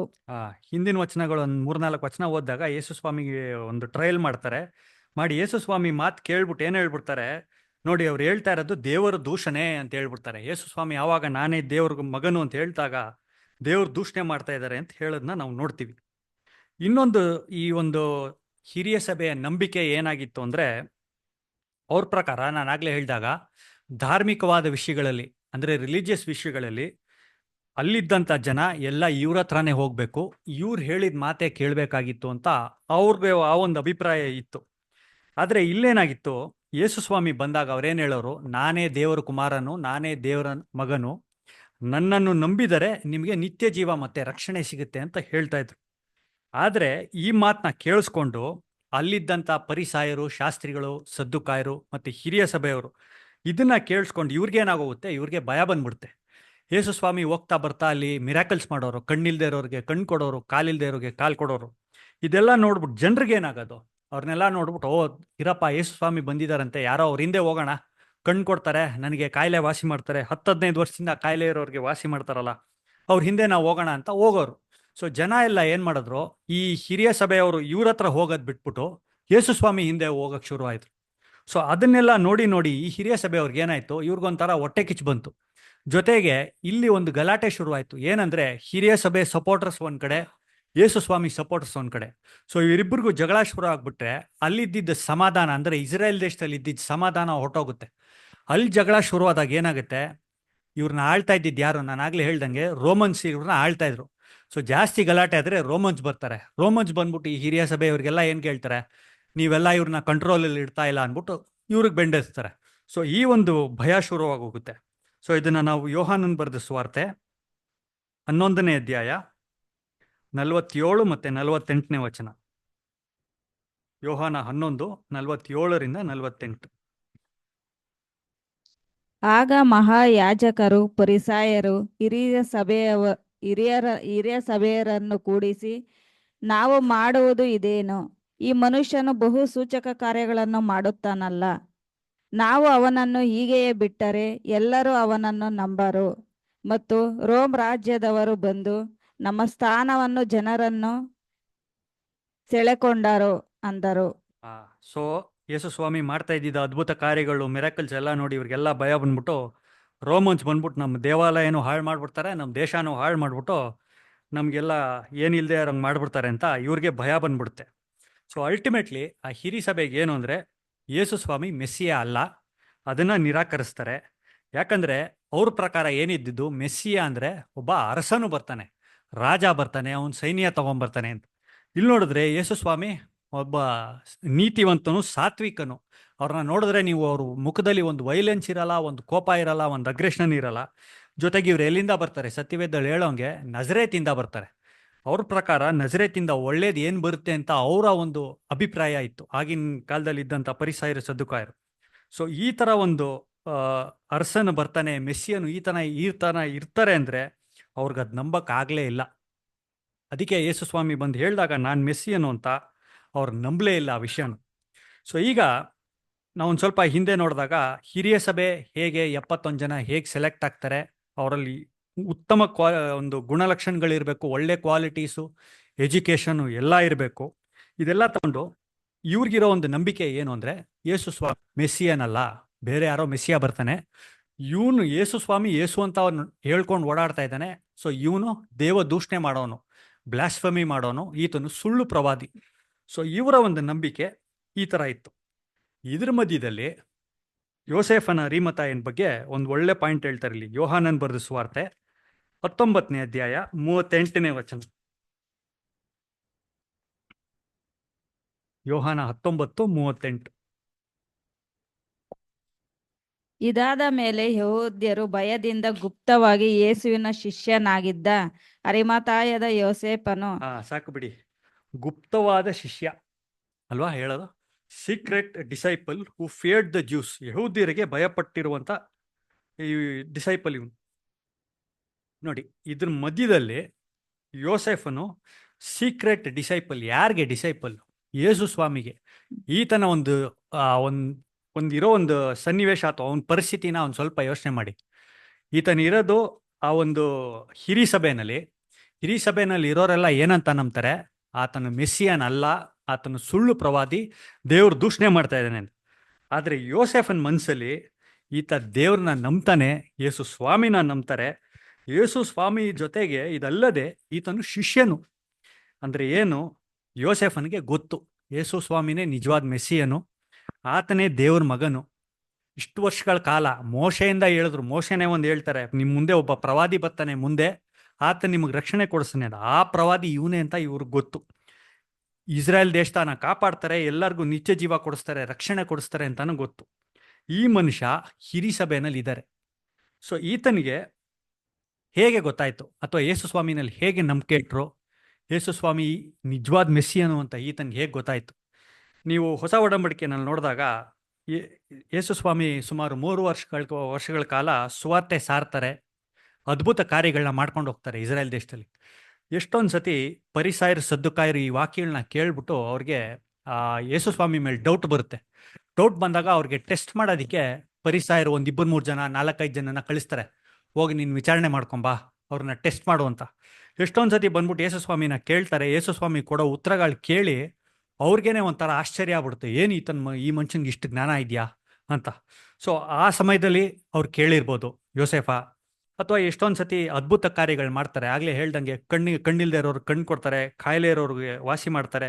ಇದೆಲ್ಲ ಮಾಡಿದಾಗ ಆ ವಾಸಿ ಆದವರು ಹೋಗ್ಬಿಟ್ಟು ಸಾಕ್ಷಿ ಹೇಳ್ತಾರೆ, ಈತ ಒಬ್ಬ ಮನುಷ್ಯ ಇದ್ದಾನೆ ಯೇಸು ಅಂತ, ನಾನು ಇಷ್ಟು ವರ್ಷ ಕಾಯಿಲೆ ಇತ್ತು, 20 ವರ್ಷ ನನಗೆ ಸರಿ ಮಾಡಿದ್ರು, ಅವ್ರು ಬಟ್ಟೆನ ಮುಟ್ಟಿದ್ದಕ್ಕೋಸ್ಕರ ಸರಿ ಹೋಯ್ತು, ನಾನು ನಂಬಿಕೆ ಇಟ್ಟೆ ಅಂತ. ಆ ಥರ ಯಾವುದಾದ್ರೂ ಒಂದು ಸಾಕ್ಷಿ ಕೇಳಿ ಅವ್ರು ಕನ್ವರ್ಟ್ ಆಗಿರ್ಬೋದು. ಯಾವುದೋ ಅಂತ ಸತ್ಯವೇದದಲ್ಲಿ ಕೊಟ್ಟಿಲ್ಲ, ಬಟ್ ಆದರೆ ಯಾವುದೋ ಈ ಥರ ಒಂದು ರೀತಿನಲ್ಲಿ ಆಕೆ ಕೇಳಿ ಆತನ ಈ ವಾಕ್ಯನ ಕೇಳಿ ಕನ್ವರ್ಟ್ ಆಗಿರೋದನ್ನ ನಾವು ನೋಡ್ತೀವಿ. ಸೊ ಇಲ್ಲಿ ನಾವು ನೋಡಿದಾಗ ಈತನು ಶಿಷ್ಯನು ಅಂತ ಹೇಳ್ತಾರೆ. Is a disciple of Jesus ಅಂತ. ಸತ್ಯವೇದದಲ್ಲಿ ಯೇಸು ಸ್ವಾಮಿಗೆ ಅಪೋಸ್ತಲರಿಗಿದ್ರು ಮತ್ತೆ ಶಿಷ್ಯರಿದ್ರು. ಏನು ಅಪೋಸ್ತಲರು ಮತ್ತೆ ಶಿಷ್ಯರಿಗೂ ಡಿಫ್ರೆನ್ಸ್ ಅಂದರೆ, ಅಪೋಸ್ತಲರು ಅಂದರೆ ಕೇವಲ 12 ಜನ ಇದ್ರು. ಆ 12 ಜನಕ್ಕೆ ಹೆಸರಿಟ್ಟು ಯೇಸು ಸ್ವಾಮಿನೇ ಕರೆದ್ರು, ಅವ್ರನ್ನೇ ಸೆಲೆಕ್ಟ್ ಮಾಡ್ಕೊಂಡ್ರು. ಶಿಷ್ಯರಂತ ನೀವು ನೋಡಿದಾಗ 70 ಮಂದಿ ಅಂತ ಒಂದು ಕಡೆ ಹೇಳ್ತಾರೆ, ಆಮೇಲೆ ಬೇರೆಯವರು ಕೂಡ ಇದ್ರು ಅಂತ ನಾವು ನೋಡ್ತಾರೆ. ಸೊ ಅಪೋಸ್ತಲರಂದ್ರೆ ತುಂಬಾ ಹತ್ರ ಇದ್ದವ್ರು ಯೇಸು ಸ್ವಾಮಿ ಹತ್ರ, ಯಾವಾಗಲೂ ಅವ್ರ ಸಂಗಡನೇ ಇರ್ತಾರೆ 3 ವರ್ಷಗಳ ಕಾಲ. ಡಿಸೈಪಲ್ಸ್ ಅಂದ್ರೆ ಅವರು ಯೇಸು ಸ್ವಾಮಿ ಹತ್ರ ಇರ್ತಾರೆ, ಬಟ್ ಇವರಷ್ಟು ಕ್ಲೋಸ್ ಆಗಿರಲ್ಲ. ದೇವ್ರ ವಾಕ್ಯಗಳನ್ನ ಕೈಕೊಂಡು ನಡೀತಾರೆ, ಯೇಸು ಸ್ವಾಮಿ ಹೇಳೋ ಮಾತುಗಳನ್ನ ಮಾಡ್ತಾರೆ, ಇಲ್ಲ ಅನ್ನಲ್ಲ, ಬಟ್ ಅವರಷ್ಟು ಕ್ಲೋಸ್ ಆಗಿರಲ್ಲ ಅಂತ ನಾವು ನೋಡ್ತೀವಿ. ಸೊ ಆ ಥರ ರೀತಿನಲ್ಲಿ ಈತನು ಒಬ್ಬ ಯೋಸೆಫನ ಅರಿಮತೆಯನ ಯೋಸೆಫನ್ ಕೂಡ ಒಬ್ಬ ಶಿಷ್ಯ ಆಗಿದ್ರು ಅಂತ ನಾವು ನೋಡ್ತೀವಿ. ಈಗ ಇವ್ರಿಗೆ ಅಲ್ಲಿ ಭಯ ಇತ್ತು ಅಂತ ನಾವು ನೋಡ್ತೀವಲ್ಲ, ಯಹೂದ್ಯರ್ ಕಂಡ್ರೆ ಭಯ ಇತ್ತು ಅಂತ ಆ ವಚನದಲ್ಲಿ. ಯೋಹಾನ್ ಬರ್ಸುವಾರ್ತೆ 19:38 ಯಹೂದ್ಯರ್ ಕಂಡ್ರೆ ಭಯ ಇತ್ತು. ಏನಕ್ಕೆ ಇವ್ರಿಗೆ ಭಯ ಇತ್ತು? ಇವಾಗ ಯೇಸು ಸ್ವಾಮಿನ ನಾನು ನಂಬ್ತೀನಿ, ಯೇಸು ಸ್ವಾಮಿನ ನಂಬಿದ್ರೆ ಎಲ್ಲರ ಹತ್ರ ಹೋಗಿ ಹೇಳ್ಬೋದಲ್ಲ, ಹೌದಪ್ಪ ನಾನು ನಂಬ್ತೀನಿ, ಅವನೇ ನಿಜವಾದ ಮೆಸ್ಸಿಯನು, ನೀನು ಅವ್ರ ಕಡೆ ತಿರ್ಕೋ. ಇವಾಗ ಹಿರಿ ಸಭೆಯಲ್ಲಿ ಇರೋರು ಯಾರು ನಂಬ್ತಾ ಇರಲಿಲ್ಲ. ಸೊ ಇವ್ರು ಹೋಗ್ಬಿಟ್ಟು ಹೇಳ್ಬೋದಾಗಿತ್ತು ಬೇರೆ ಹಿರಿಯ ಸಭೆಯಲ್ಲಿ ಇರೋರಿಗೆ, ಇಲ್ಲಪ್ಪ ನೋಡು, ಧರ್ಮಶಾಸ್ತ್ರ ನೋಡು, ಟೋರಾ ಇದೆ, ಅದ್ರಲ್ಲಿ ನೋಡು, ಯೇಸು ಸ್ವಾಮಿ ಬರಬೇಕಾಗಿರುವಂಥ ಮೆಸ್ಸಿಯನು, ನಜರೇತಿಂದ ಬರಬೇಕಾಗಿರುವಂಥ ಯೇಸು ಇವರೇ ಅಂತ ಹೇಳ್ಬೋದಾಗಿತ್ತು. ಇವ್ರು ಹೇಳಲಿಲ್ಲ. ಯಾಕೆ? ಯಹೂದ್ಯರನ್ನ ಕಂಡ್ರೆ ಏನಕ್ಕೆ ಭಯ ಇತ್ತು? ಯೋಹಾನನ್ ಬರೆದ ಸುವಾರ್ತೆ 9ನೇ ಅಧ್ಯಾಯ, ಅದರಲ್ಲಿ ಫಸ್ಟ್ ಪಾರ್ಟಲ್ಲಿ ಯೇಸು ಸ್ವಾಮಿ ಒಂದು ಅದ್ಭುತ ಕಾರ್ಯ ಮಾಡ್ತಾರೆ. ಆ ಇಡೀ ಒಂದು ಪಾರ್ಟ್, ಆ ಒಂದು ಚಾಪ್ಟರ್ ನೀವು ಮನೆಯಲ್ಲಿ ಓದ್ಕೊಳ್ಳಿ. ನಾನು ಸಂಕ್ಷಿಪ್ತವಾಗಿ ಹೇಳ್ತೀನಿ ನಿಮಗೆ ಅರ್ಥ ಆಗೋದಕ್ಕೆ. ಕೆಲವು ವಚನ ಮಾತ್ರ ಓದೋಣ. ಅವತ್ತು ಸಬ್ಬತ್ ದಿನ ಯೇಸು ಸ್ವಾಮಿ ದೇವಾಲಯದ ಹತ್ರ ಹೋಗ್ತಾರೆ. ಅಲ್ಲಿ ಒಬ್ಬ ಹುಟ್ಟು ಕುರುಡನ್ ಕೂತಿರ್ತಾರೆ. ಆ ಹುಟ್ಟು ಕುರುಡನ್ನ ನೋಡಿ ಯೇಸು ಸ್ವಾಮಿಗೆ ಕರುಣೆ ಆಗುತ್ತೆ, ಕನಿಕರ ಬರುತ್ತೆ. ಅವನಿಗೆ ವಾಸಿ ಮಾಡ್ತಾರೆ. ಹುಟ್ಟು ಕುರುಡನ್ಗೆ ಸಬ್ಬತ್ ದಿನದಲ್ಲಿ ವಾಸಿ ಮಾಡ್ತಾರೆ. ಅಲ್ಲಿವರೆಗೂ ಹುಟ್ಟು ಕುರುಡರಿಗೆ ಯಾರು ಕಣ್ಣು ಕೊಟ್ಟಿರಲ್ಲ, ಆ ಥರ ವಾಸಿ ಆಗೇ ಇರಲ್ಲ. ಹುಟ್ಟದಾಗ ಕಣ್ಣಿರುತ್ತೆ, ಆಮೇಲೆ ಕಣ್ಣು ಹೋಗುತ್ತೆ, ಕಣ್ಣು ಕಾಣಲ್ಲ, ಆಮೇಲೆ ತಿರುಗಿ ಸರಿ ಮಾಡ್ತಾರೆ, ಅದು ಬೇರೆ. ಈತ ಹುಟ್ಟದಾಗ್ಲಿಂದಾನೇ ಕೂಡ ಇವನಿಗೆ ಕಣ್ಣಿರಲ್ಲ, ಅಲ್ಲಿ ಕಣ್ಣು ವಾಸಿ ಮಾಡ್ತಾರೆ. ಅವತ್ತಿನ ದಿವಸ ಸಬ್ಬತ್ ದಿವಸ. ಪರಿಸಾಯರು ಸದ್ದುಕಾಯರು ಶಾಸ್ತ್ರಿಗಳಿಗೆ ಸಬ್ಬತ್ ದಿವಸ ಯಾವ ಕೆಲಸನೂ ಮಾಡಬಾರ್ದು. ಯೇಸು ಸ್ವಾಮಿ ಕೆಲಸ ಮಾಡಿರೋ ವಿಷಯ ಗೊತ್ತಾಗ್ಬಿಡುತ್ತೆ. ಆತನಲ್ಲೆಲ್ಲ ಹೇಳ್ಕೊಂಬರ್ತಾನೆ, ನನ್ನ ಕಣ್ಣಿರ್ಲಿಲ್ಲ, ಕಣ್ಣು ಕೊಟ್ರು ಅಂತ ಆ ಕೂಡ. ಸೊ ಅದನ್ನ ಕೇಳಿಸ್ಕೊಂಡು ಪರಿಸಾಯರು, ಬಾರಪ್ಪ ವಿಚಾರಣೆ ಮಾಡೋಣ, ಯೇಸು ಸ್ವಾಮಿ ಇನ್ನೂ ಏನೋ ಮಾಡ್ತಾ ಇದ್ದಾರೆ, ತುಂಬಾ ಗಲಾಟೆ ಮಾಡ್ತಾ ಇದ್ದಾರೆ ಅಂತ ವಿಚಾರಣೆ ಮಾಡಕ್ ಬರ್ತಾರೆ. ಫಸ್ಟ್ ಬಂದ್ಬಿಟ್ಟು ಆ ಹುಡುಗನ್ನ ಕೇಳ್ತಾರೆ, ನೀನು ಕಣ್ಣಿರ್ಲಿಲ್ವಲ್ಲ, ನೀನು ಕಣ್ಣು ಕೊಟ್ರ ಏನ್ ಮಾಡಿದ್ರು ಅಂತ. ಅವನು ಹೇಳ್ತಾನೆ ಹೆಂಗ್ ಸರಿ ಹೋಯ್ತು ಅಂತ. ಆಮೇಲೆ ಅವನ ಮಾತು ನಂಬಲ್ಲ. ಅವ್ರ ತಂದೆ ತಾಯಿ ಹತ್ರ ಹೋಗ್ತಾರೆ. ತಂದೆ ತಾಯಿ ಹತ್ರ ಹೋಗ್ಬಿಟ್ಟು ಅವ್ರನ್ನ ಕೇಳ್ತಾರೆ. ಅವ್ರು ಕೇಳಿದಾಗ ಏನ್ ಹೇಳ್ತಾರೆ ನೋಡಿ, 9ನೇ ಅಧ್ಯಾಯ 22ನೇ ವಚನ, ಯೋಹನ 9:22.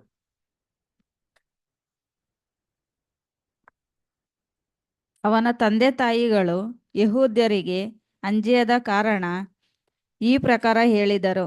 ಯಾಕೆಂದರೆ ಯಾರಾದರೂ ಯೇಸುವನ್ನು ಕ್ರಿಸ್ತನೆಂದು ಒಪ್ಪಿಕೊಂಡು ಹೇಳಿದರೆ ಅಂಥವನಿಗೆ ಬಹಿಷ್ಕಾರ ಹಾಕಬೇಕೆಂದು ಯಹೂದ್ಯರು ಅದಕ್ಕೆ ಮುಂಚೆ ಗೊತ್ತು ಮಾಡಿಕೊಂಡಿದ್ದರು. 21ನೇ ವಚನ ಹಂಗೆ ಓದ್ಬಿಡಿ, ಅಲ್ಲೇ ಹಿಂದೆ 21. ಈಗ ಏಕೆ ಕಣ್ಣು ಬಂತು ಅರಿಯವು, ಕಣ್ಣು ಕೊಟ್ಟವನು ಯಾರು ಅರಿಯವು, ಇವನನ್ನೇ ಕೇಳಿರಿ, ಪ್ರಾಯದವನಾಗಿದ್ದಾನಲ್ಲ, ಇವನೇ ನನ್ನ ವಿಷಯವಾಗಿ ಹೇಳುವನು ಎಂದು ಉತ್ತರ ಕೊಟ್ಟನು. ಇಲ್ಲಿ ಹೋಗಿ ತಂದೆ ತಾಯಿನ ಕೇಳಿದಾಗ ಅವ್ರಿಗೆ ಭಯ ಬಂದ್ಬಿಡುತ್ತೆ. ಭಯ ಬಂದಿದ್ದು ಏನು ಮಾಡ್ತಾರೆ ನೋಡಿ, ಅವನು ಅಲ್ಲೇ ಇದ್ದಾನೆ, ಅವ್ನ ಕಣ್ಣು ಸರಿ ಹೋಗಿದೆ, ನೀವು ಅವನ್ನೇ ಕೇಳ್ಕೊಳ್ಳಿ, ಅವನು ವಯಸ್ಸಿಗೆ ಬಂದಿರೋನು, ಪ್ರಾಯದವನು ಅಂದ್ಬಿಡ್ತಾರೆ. ನೀವು ಮುಂದೆ ನೋಡಿದಾಗ ಏನಕ್ಕೆ ಅಂತ ಇದೆ, ಅಲ್ಲಿ ಒಂದು ರೂಲ್ ಮಾಡಿರ್ತಾರೆ. ಯಾರಾದರೂ ಹೋಗ್ಬಿಟ್ಟು ಯೇಸು ಸ್ವಾಮಿ ಬಗ್ಗೆ ಒಳ್ಳೆ ಮಾತು ಹೇಳೋದಾಗ್ಲಿ, ಅಥವಾ ಈತನು ರಕ್ಷಕನು, ಈತನು ಮೆಸ್ಸಿಯನು ಅಂತಂದರೆ ಅವನ್ನ ಬಹಿಷ್ಕಾರ ಹಾಕ್ಬಿಡ್ಬೇಕು. ಅಂದರೆ ಅಲ್ಲಿದ್ದ ದೇವಾಲಯದಿಂದ ನೀವು ಎತ್ತು ಆಚೆ ಹಾಕ್ಬಿಡ್ಬೇಕು. ಈಗ ಫಾರ್ ಎಕ್ಸಾಂಪಲ್ ನಮ್ಗೆ ಅರ್ಥ ಆಗೋ ಥರ ಆದರೆ, ಇವಾಗ ನಮ್ಮ ಕುಟುಂಬದಲ್ಲಿ ಯಾರೋ ತೀರ್ಕೊಂಡೋದ್ರೆ ಅವ್ರಿಗೆ ಸಮಾಧಿ ಮಾಡಬೇಕು. ನೀವು ಯಾವುದೇ ಒಂದು ಸಮಾಧಿಗೆ ಹೋಗಿ, ಹಿಂದೂಸ್ ಮಾಡೋದಾಗ್ಲಿ, ಮುಸ್ಲಿಂ ಮಾಡೋದಾಗ್ಲಿ, ಕ್ರಿಶ್ಚಿಯನ್ ಮಾಡೋದಾಗ್ಲಿ, ಅಲ್ಲಿ ಹೋದಾಗ ಅವ್ರು ಸರ್ಟಿಫಿಕೇಟ್ ಕೇಳ್ತಾರೆ ನಿಮಗೆ. ನೀನು ಕ್ರಿಶ್ಚಿಯನ್ ಅಂದರೆ ಯಾವ ಚರ್ಚ್ಗೆ ಹೋಗ್ತಾ ಇದ್ದೆ, ಯಾವ ಸಭೆ, ಯಾವ ಡಿನಾಮಿನೇಷನ್ನು ಅಂತ. ನೀವು ಎಲ್ಲೂ ಇಲ್ಲ ಅಂತ ಹೇಳಿದ್ರೆ ಕಷ್ಟ ಮಾಡೋದು. ಆಮೇಲೆ ದುಡ್ಡು ಕೊಟ್ಟು ಅದೆಲ್ಲ ಮಾಡೋದು ಬೇರೆ, ನೀವು ಎಲ್ಲೂ ಇಲ್ಲ ಅಂದರೆ ಕಷ್ಟ.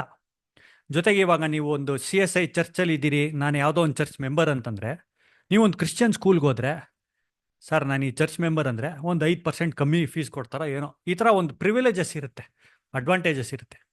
ಇಲ್ಲಿ ಈ ಯಾರಾದರೂ ಯೇಸು ಸ್ವಾಮಿನೇ ರಕ್ಷಕನು ಅಂತ ಅಂಗೀಕರಿಸಿ ಅವ್ರ ಹೆಸರು ಬಗ್ಗೆ ಒಳ್ಳೇದು ಹೇಳಿದ್ರೆ ನಿಮ್ಮನ್ನ ಬಹಿಷ್ಕಾರ ಹಾಕ್ಬಿಡ್ತಾರೆ. ನೀವು ಬಹಿಷ್ಕಾರ ಹಾಕಿದ್ರೆ ನೀವು ಏನು ಮಾಡ್ತೀರಾ, ಅಲ್ಲಿ ಎಲ್ಲಿ ಹೋಗ್ತೀರಾ? ಆ ಭಯ ಅಲ್ಲಿರೋ ಎಲ್ಲ ಯಹೂದ್ಯರಿಗೂ ಇತ್ತು. ಅದಕ್ಕೆ ತಂದೆ ತಾಯಿಗೂ ಎಷ್ಟು ಭಯ ಬಂದ್ಬಿಡುತ್ತೆ ಅಂದರೆ, ಮಗನ ಕಂಡು ಬಂದ್ರೂ ಅಯ್ಯೋ ಅವ್ನ ಹಣೆ ಬರ ಅವನೇನಾದ್ರೂ ಮಾಡ್ಕೊಳ್ಳಿ, ನಮ್ದನ್ನ ನಾವು ಭದ್ರ ಮಾಡ್ಕೊಳ್ಳೋಣ ಅಂತ ಆ ಭಯ ಬಂದ್ಬಿಡ್ತದೆ, ಯಹೂದ್ಯರ ಭಯ. ಆ ಭಯದಿಂದ ಅವರು ಅವನಿಗೆ ಬಿಟ್ಬಿಡ್ತಾರೆ. ಅವನ ವಯಸ್ಸಿಗೆ ಬಂದಿರೋನು, ಅವನ ಪ್ರಾಯದವನು, ನೀವು ಅವನ್ನೇ ಕೇಳ್ಕೊಳ್ಳಿ ಏನು ಮಾಡ್ತಿರೋ ಅಂತ. ಸೊ ಅವಾಗ ಏನಿತ್ತು ಆಗಿನ ಕಾಲದಲ್ಲಿ ಅಂದರೆ, ಏನಕ್ಕೆ ಅರಿಮತ್ತೆಯನ್ ಯೋಸೆಫನ್ಗೂ ಕೂಡ ಭಯ ಇತ್ತು ಅಂದರೆ, ಅಕಸ್ಮಾತ್ ಇವ್ರು ಹೋಗ್ಬಿಟ್ಟು ನಾನು ಯೇಸುನ ನಂಬ್ತೀನಿ ಅಂತಂದರೆ ಇವ್ರನ್ನ ಬಹಿಷ್ಕಾರ ಮಾಡಿಬಿಡ್ತಾರೆ, ಇವ್ರನ್ನ ಆ ಒಂದು ಹಿರಿ ಸಭೆಯಿಂದ ತೆಗೆದಾಕ್ಬಿಟ್ರೆ ನಾಳೆ ನಾನು ಕೊಡೋ ಮರ್ಯಾದೆ ಇಲ್ವಲ್ಲ, ನನ್ನ ಫ್ಯಾಮಿಲಿಗೆ, ನನ್ನ ಕುಟುಂಬಕ್ಕೆ ಕೊಡೋ ಮರ್ಯಾದೆ, ಎಷ್ಟೊಂದು ಪ್ರಿವಿಲೇಜಸ್ ಇರುತ್ತೆ ಹಿರಿಯ ಸಭೆ ಅಂದರೆ. ನೀವು ಅವ್ರು ನಡ್ಕೊಂಡೋದ್ರೇ ಎಲ್ಲರೂ ಎದ್ದು ನಿಂತ್ಕೊಂಡು ನಮಸ್ಕಾರ ಅಂತಾರೆ.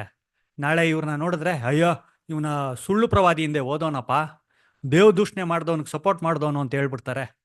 ಆ ಥರ ಆಗ್ಬಿಡುತ್ತಲ್ಲ, ಹಂಗಾಗಬಾರ್ದು ನನಗೆ. ನೋಡಿ ಯಾವ ಥರ ಭಯ ಬರುತ್ತೆ. ಅದಕ್ಕೆ ಯೋಹಾನನ್ ಬರೆದ ಸುವಾರ್ತೆ 12ನೇ ಅಧ್ಯಾಯ 42ರಿಂದ 43ರಲ್ಲಿ ದೇವರು ಎಂಥ ಮಾತು ಬರೆಸ್ತಾರೆ ಇದ್ರ ಬಗ್ಗೆ. ಯೋಹಾನ 12 42ರಿಂದ 43. ಆದರೂ ಹಿರಿಯ ಸಭೆಯರಲ್ಲಿ ಅನೇಕರು ಆತನನ್ನು ನಂಬಿದ್ದರು. ಆದರೆ ತಮಗೆ ಸಭೆಯಿಂದ ಬಹಿಷ್ಕಾರವಾಯಿತೆಂದು ಫರಿಸಾಯರಿಗೆ ಅಂಜಿಕೊಂಡು ಅದನ್ನು ಜನರ ಮುಂದೆ ಹೇಳಲಿಲ್ಲ. ಯಾಕೆಂದರೆ ದೇವರಿಂದ ಬರುವ ಮಾನಕ್ಕಿಂತಲೂ ಮನುಷ್ಯರಿಂದ ಬರುವ ಮಾನವೇ ಅವರಿಗೆ ಇಷ್ಟವಾಯಿತು. ದೇವರಿಂದ ಬರೋ ಮಾನ ಬೇಕಾಗಿರಲಿಲ್ಲ ಅವ್ರಿಗೆ, ಮನುಷ್ಯರಿಂದ ಬರೋ ಮಾನ ಬೇಕಾಗಿತ್ತು. ದೇವ್ರನ್ನ ನೋಡ್ಕೊಂತಾನೆ, ದೇವ್ರ ಮೇಲೆ ನಂಬಿಕೆ ಕಮ್ಮಿ, ಸುತ್ತಮುತ್ತ ಇರೋ ಜನ ನನ್ನ ಬೈಕೊಂಡ್ಬಿಟ್ರೆ ಇವ್ರ ಜೊತೆ ನಾನು ಚೆನ್ನಾಗಿರೋಣಪ್ಪ, ದೇವ್ರ ಆಮೇಲೆ ನೋಡ್ಕೊಳ್ಳೋಣ, ಈ ಥರ ಜನ ಇತ್ತು. ಈ ಥರಂದು ಅರಿಮತ್ತ ಯೋಸೆಫನ ಒಂದು ಆತನ ಥಿಂಕಿಂಗ್ ಈ ಥರ ಇತ್ತು ಅಂತ ನಾವು ನೋಡ್ತೀವಿ. ಅದಕ್ಕೆ ಯಾರೇ ಯೇಸು ಸ್ವಾಮಿನ ನಂಬ್ಕೊಂಡ್ರೆ ಅವ್ರನ್ನ ಬಹಿಷ್ಕಾರ ಆಗ್ತಾರೆ ಅಂತ ಈತನಿಗೆ ಭಯ ಇತ್ತು ಅಂತ ನಾವು ನೋಡ್ತೀವಿ. ಸರಿ, ಇದು ಒಂದು ಗುಣಲಕ್ಷಣ ನಮ್ಮ ಇವರು ಯೋಸೆಫನ್ ಬಗ್ಗೆ. ಸೊ ಇನ್ನೊಂದೇನು ಅಂತಂದರೆ, ಲೂಕನ್ ಬರೆದ ಸುವಾರ್ತೆ 23ನೇ ಅಧ್ಯಾಯ 51ನೇ ವಚನ. ಲೂಕ 23:51. ಅರಿಮಥಾಯನೆಂಬ ಯಹೂದ್ಯರೊಂದು ಪಟ್ಟಣದ ಒಬ್ಬ ಮನುಷ್ಯನಿದ್ದನು. ಅವನ ಹೆಸರು ಯೋಸೇಫನು. ಅವನು ಹಿರಿಯ ಸಭೆಯವನು, ಉತ್ತಮನು, ಸತ್ಪುರುಷನು, ದೇವರ ರಾಜ್ಯವನ್ನು ಎದುರು ನೋಡುತ್ತಿದ್ದವನು. ಅವನು ಹಿರಿಯ ಸಭೆಯವರ ಆಲೋಚನೆಗಳಿಗೂ ಕೃತ್ಯಗಳಿಗೂ ಸಮ್ಮತಿ ಪಟ್ಟಿರಲಿಲ್ಲ. ಹಿರಿಯ ಸಭೆಯ ಆಲೋಚನೆಗಳಿಗೂ ಅವರ ಕೃತ್ಯಗಳಿಗೂ ಸಮ್ಮತಿ ಪಟ್ಟಿರಲಿಲ್ಲ. ಅಂದರೆ ಅವ್ರು ಏನೇನು ಅನ್ಕೊಂಡಿದ್ರು, ನಾನು ಏನೇನು ಮಾಡಬೇಕು ಅಂತ, ಅದಕ್ಕೆ ಯಾವುದಕ್ಕೂ ಇವರು ಒಪ್ಪಿಗೆ ಕೊಟ್ಟಿರಲಿಲ್ಲ. ಇವ್ರಿಗೂ ಇದು ಸರಿ ಹೋಗ್ತಾ ಇರಲಿಲ್ಲ.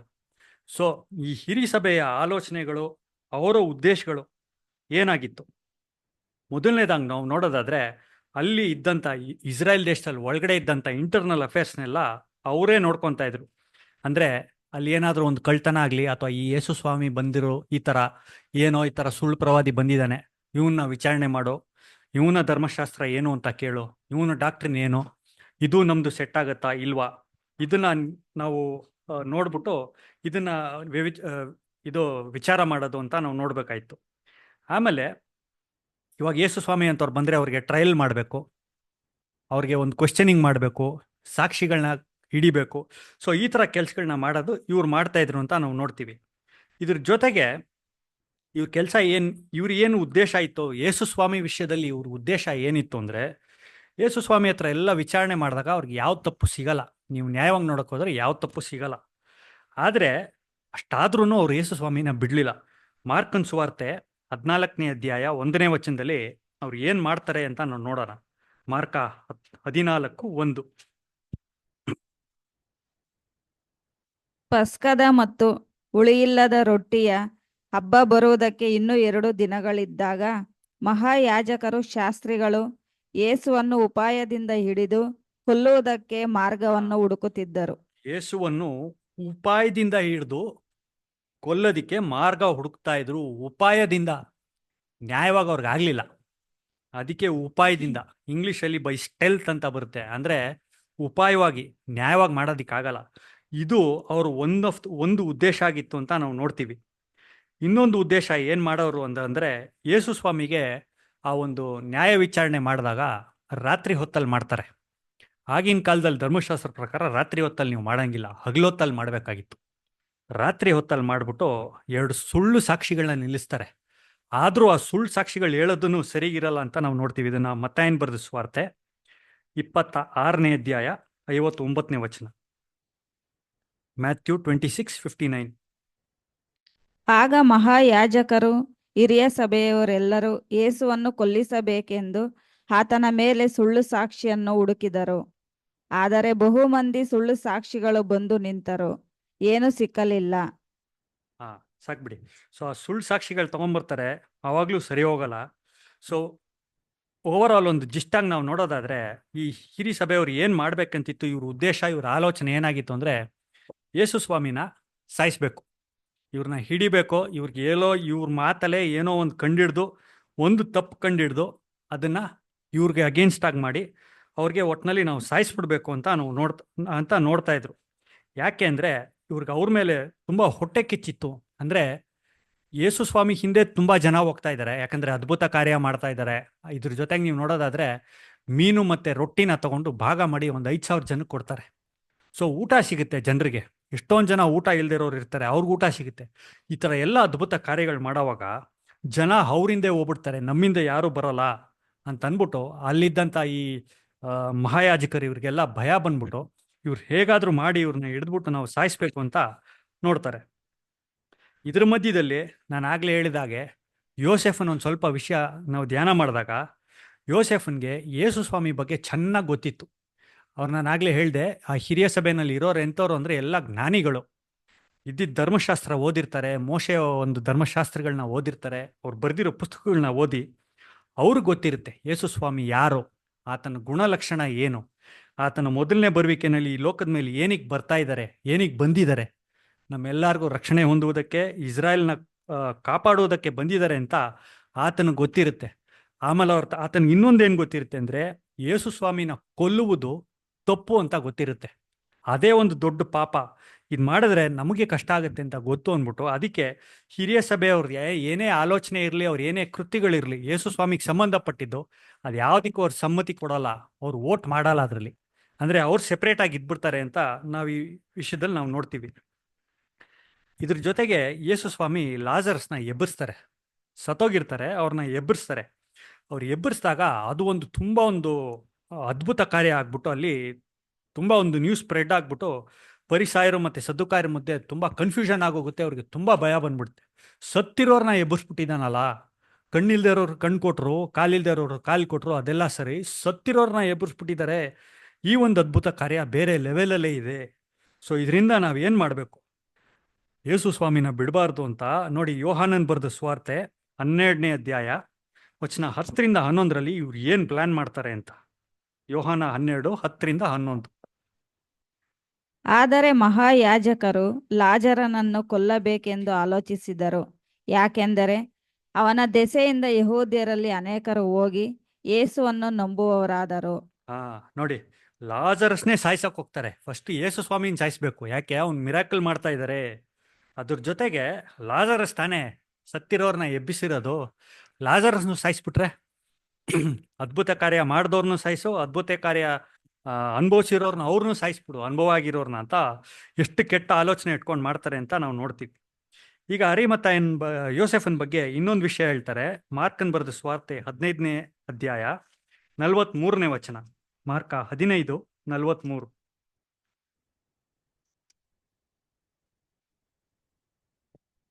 ಈಗಿರಲಾಗಿ ಅರಿಮತಾಯನಾದ ಎಂಬುವವನು ಒಬ್ಬ ಧೈರ್ಯದಿಂದ ಪಿಲಾತನ ಬಳಿಗೆ ಹೋಗಿ ಯೇಸುವಿನ ದೇಹವನ್ನು ತನಗೆ ಕೊಡಿಸಬೇಕೆಂದು ಬೇಡಿಕೊಂಡನು. ಇವನು ಹಿರಿಯ ಸಭೆಯವರಲ್ಲಿ ಘನವಂತನು, ದೇವರ ರಾಜ್ಯವನ್ನು ಎದುರು ನೋಡುತ್ತಿದ್ದವನು. ದೇವರ ರಾಜ್ಯವನ್ನು ಎದುರು ನೋಡುತ್ತಿದ್ದನು. He was waiting and looking forward to the kingdom of God. ಈತನಿಗೆ ನಿಜವಾಗ್ಲೂ ಆ ದೇವ್ರ ವಾಕ್ಯಗಳ ಮೇಲೆ ಜ್ಞಾನ ಇತ್ತು, ದೇವ್ರ ವಾಕ್ಯದ ಜ್ಞಾನ ಇತ್ತು, ಇವ್ರಿಗೆ ಅರಿವಿತ್ತು. ತಂದೆಯ ದೇವರು ಇವ್ರನ್ನ ತುಂಬ ಹೇರಳವಾಗಿ ಆಶೀರ್ವಾದ ಮಾಡಿದ್ರು. ಯಾಕೆ ಅಂದರೆ ಇವ್ರಿಗೆ ಪೂರ್ತಿ ಗೊತ್ತಿತ್ತು ಯೇಸು ಸ್ವಾಮಿ ಬರ್ತಾರೆ, ಬಂದಮೇಲೆ ಇವ್ರ ರಾಜ್ಯದಲ್ಲಿ ಬಂದು ದೇವ್ರ ರಾಜ್ಯನ ತಗೊಂಬಂದು ಇಲ್ಲಿ ಆಳ್ತಾರೆ ಅಂತ ಅವ್ರಿಗೆ ಗೊತ್ತಿತ್ತು. ಅದಕ್ಕೆ ದೇವ್ರ ವಾಕ್ಯನ ಎದುರು ನೋಡ್ತಾ ಇದ್ರು ಅಂತಂತಾರೆ. ಯಾವಾಗ ಬರ್ತಾರೆ, ಯಾವಾಗ ಆಳ್ತಾರೆ ಗೊತ್ತಿಲ್ಲ, ಯಾರಿಗೂ ಗೊತ್ತಿಲ್ಲ. ಅದು ಇವಾಗ ದೇವರಾಜ್ಯ ಯಾವಾಗ ಬರುತ್ತೆ ಅಂತ ಯಾರಿಗೂ ಗೊತ್ತಿಲ್ಲ. ಬಟ್ ಒಂದು ಗೊತ್ತಿತ್ತು ಅವ್ರಿಗೆ, ಖಂಡಿತ ಯೇಸು ಸ್ವಾಮಿ ಬರ್ತಾರೆ, ದೇವರಾಜ್ಯ ಬಂದೇ ಬರುತ್ತೆ ಅಂತ ಅವ್ರಿಗೆ ಗೊತ್ತಿತ್ತು. ಇದೇ ರೀತಿ ಲೂಕನ್ ಬರೆದ ಸುವಾರ್ತೆನಲ್ಲಿ ನೀವು ಮನೆಗೆ ಹೋಗಿ ಓದ್ಕೊಳ್ಳಿ, 2ನೇ ಅಧ್ಯಾಯದಲ್ಲಿ 22ರಿಂದ 28ರಲ್ಲಿ ಯೇಸು ಸ್ವಾಮಿ ಹುಟ್ಟಿದಾಗ ದೇವಾಲಯದಲ್ಲಿ ಇಬ್ಬರು ಮನುಷ್ಯರಿರ್ತಾರೆ, ಸೀಮೋನನು ಮತ್ತೆ ಅನ್ನ ಪ್ರಾಫಿಟೆಸ್. ಇವರಿಬ್ರು ಕೂಡ ಯೇಸು ಸ್ವಾಮಿ ಹುಟ್ಟೋದನ್ನೇ ಕಾಯ್ಕೊಂಡಿರ್ತಾರೆ. ಯಾಕಂದ್ರೆ ಅವ್ರಿಗೆ ಗೊತ್ತಿರುತ್ತೆ ಇಲ್ಲೊಬ್ಬ ರಕ್ಷಕನು ನಮ್ಗೆ ಹುಟ್ಟತಾನೆ, ಆತನೇ ಮೆಸ್ಸಿಯನು, ಆತನೇ ನಮಗೆ ಬಿಡುಗಡೆ ಕೊಡಿಸ್ತಾರೆ ಅಂತ. ಸೊ ಅವರು ಇದೇ ಥರ ಕಾಯ್ತಾ ಇರ್ತಾರೆ ಅಂತ ನಾವು ನೋಡ್ತೀವಿ. ಅಲ್ಲಿದ್ದಂಥ ಆ ಹಿರಿಯ ಸಭೆಯವ್ರಿಗೆಲ್ಲ ಅವರ ಒಂದು ನಂಬಿಕೆ ಮತ್ತು ಇವರ ಯೋಸೆಫನ ನಂಬಿಕೆ ನೀವು ಕಂಪೇರ್ ಮಾಡಿದಾಗ ಇಲ್ಲೇ ಎಷ್ಟು ಡಿಫ್ರೆನ್ಸ್ ಇದೆ ನೋಡಿ. ಯೇಸು ಸ್ವಾಮಿನ ಅವ್ರ ಅರಿಕೆ ಮಾಡಲ್ಲ, ಅಥವಾ ದೇವ್ರನ್ನ ಯೇಸು ಸ್ವಾಮಿನ ಅವ್ರ ಮೆಸ್ಸಿಯನು ಅಂತ ಅಕ್ಸೆಪ್ಟ್ ಮಾಡಲ್ಲ. ಆದರೆ ಯೋಸೆಫನು ನಿಜವಾಗ್ಲೂ ಎಲ್ಲವನ್ನೂ ತಿಳ್ಕೊಂಡಿರ್ತಾನೆ. ತಂದೆ ದೇವ್ರು ಹೇಗೆ ನಮ್ಮಿಂದ ನಮ್ಮ ಒಂದು ಜೀವನಗಳನ್ನ ಅಪೇಕ್ಷಿಸ್ತಾರೋ ಅದೇ ರೀತಿಯಲ್ಲಿ ನಡ್ಕೊತಾ ಇರೋದನ್ನ ನಾವು ನೋಡ್ತೀವಿ ಅಲ್ಲಿ.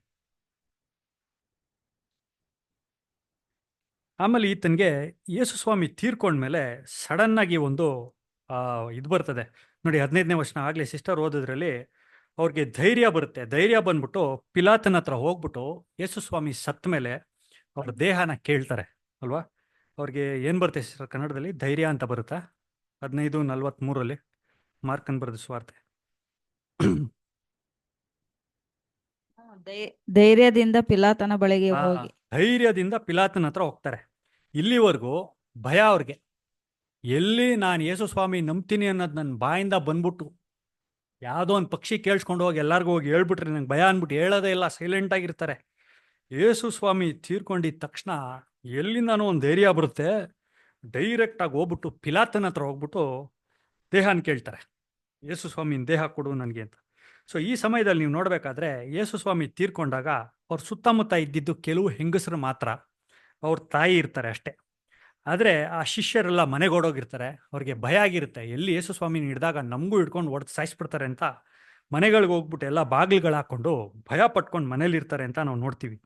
ಆದರೆ ಈ ಸಮಯದಲ್ಲಿ ಈತನಿಗೆ ತಂದೆಯ ದೇವರೇ ಅವ್ರಿಗೆ ಬೇಕಾಗಿರುವಂಥ ಒಂದು ಧೈರ್ಯ ಕೊಟ್ಬಿಟ್ಟು ಆ ಧೈರ್ಯದಿಂದ ಹೋಗ್ಬಿಟ್ಟು ಪಿಲಾತನ ಮುಂದೆ ಆ ದೇಹನ ಕೇಳ್ತಾರೆ. ಇವ್ರ ಜೊತೆಗೆ ನಿಕೋಡಿಮಸ್ ಅಂತ ಒಬ್ರು ಇರ್ತಾರೆ. ಅವ್ರಿಗೂ ಕೂಡ ಧೈರ್ಯ ಬಂದ್ಬಿಟ್ಟು ಅವ್ರು ಹೋಗ್ಬಿಟ್ಟು ದೇಹನ ಕೇಳ್ತಾರೆ. ಈಗ ಯೋಸೆಫನ್ಗೆ ಒಂದು ಧೈರ್ಯ ಬರುತ್ತೆ, ಪಿಲಾತನ ಮುಂದೆ ಹೋಗಿ ಕೇಳ್ತಾರೆ ಯೇಸು ಸ್ವಾಮಿ ದೇಹ ನನ್ನ ಕೊಡು ಅಂತ.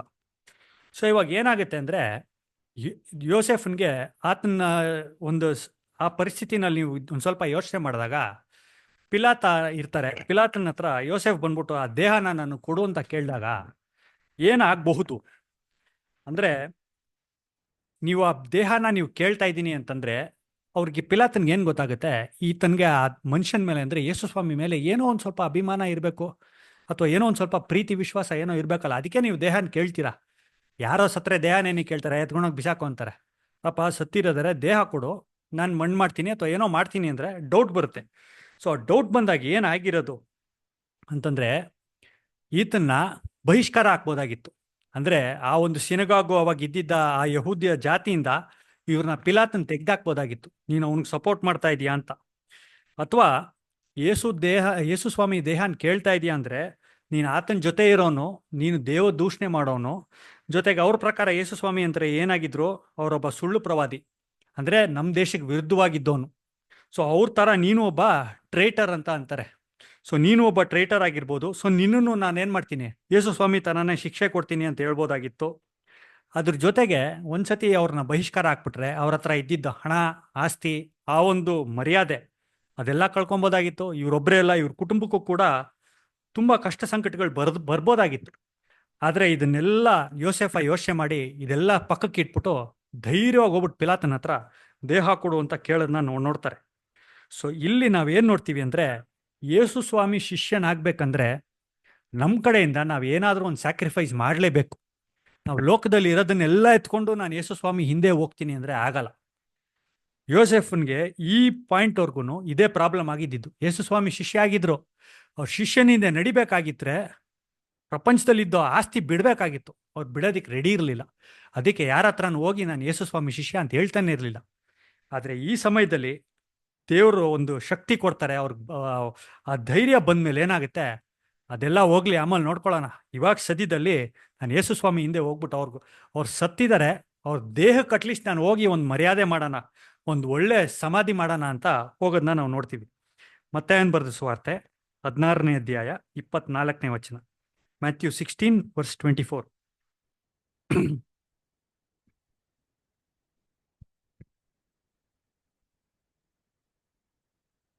ಯೇಸು ತನ್ನ ಶಿಷ್ಯರಿಗೆ ಹೇಳಿದ್ದೇನೆಂದರೆ, ಯಾವನಿಗಾದರೂ ನನ್ನ ಹಿಂದೆ ಬರುವುದಕ್ಕೆ ಮನಸ್ಸಿದ್ದರೆ ಅವನು ತನ್ನನ್ನು ನಿರಾಕರಿಸಿ ತನ್ನ ಶಿಲುಬೆಯನ್ನು ಹೊತ್ತುಕೊಂಡು ನನ್ನ ಹಿಂದೆ ಬರಲಿ. ತನ್ನನ್ನು ತಾನೇ ನಿರಾಕರಿಸ್ಕೊಳ್ಬೇಕು. ನಮ್ಮನ್ನೇ ನಾವು ನಿರಾಕರಿಸ್ಕೊಂಡು ತಂದೆಯಾದ ದೇವ್ರ ಹಿಂದೆ ಹೋಗಿ ಯೇಸು ಸ್ವಾಮಿ ಹಿಂದೆ ನಮ್ಮ ಶಿಲ್ಬೆನ ತಗೊಂಡು ಆತನ ಹಿಂದೆ ಹೋಗ್ಬೇಕು ಅಂತ ನಾವು ನೋಡ್ತೀವಿ. ಅದಕ್ಕೆ ನಾವು ಸತ್ಯವೇದದಲ್ಲಿ ನೋಡ್ತೀವಿ, ಯೇಸು ಸ್ವಾಮಿ ಹಿಂದೆ ನಾವು ಒಬ್ಬ ಶಿಷ್ಯರಾಗಿರ್ಬೇಕಂದ್ರೆ ನಮ್ಮ ಜೀವನದಲ್ಲಿ ಕಷ್ಟ ಸಂಕಟಗಳು ಬರುತ್ತೆ, ನಾಚಿಕೆ, ಅವಮಾನ ಇದೆಲ್ಲ ಆಗುತ್ತೆ. ಇದಕ್ಕೆ ಯಾವುದಕ್ಕೂ ನಾವು ಗಮನ ಕೊಡದೆ ನಮ್ಮ ಮುಂದಿಟ್ಟಿರೋ ಆ ಓಟವನ್ನು ನಾವು ಯಶಸ್ವಿಯಾಗಿ ಓಡಬೇಕು ಅಂತ ನಾವು ನೋಡ್ತೀವಿ. 1 ಕೊರಿಂಥ 6ನೇ ಅಧ್ಯಾಯ 20ನೇ ವಚನ. 1 ಕೊರಿಂಥ 6:20.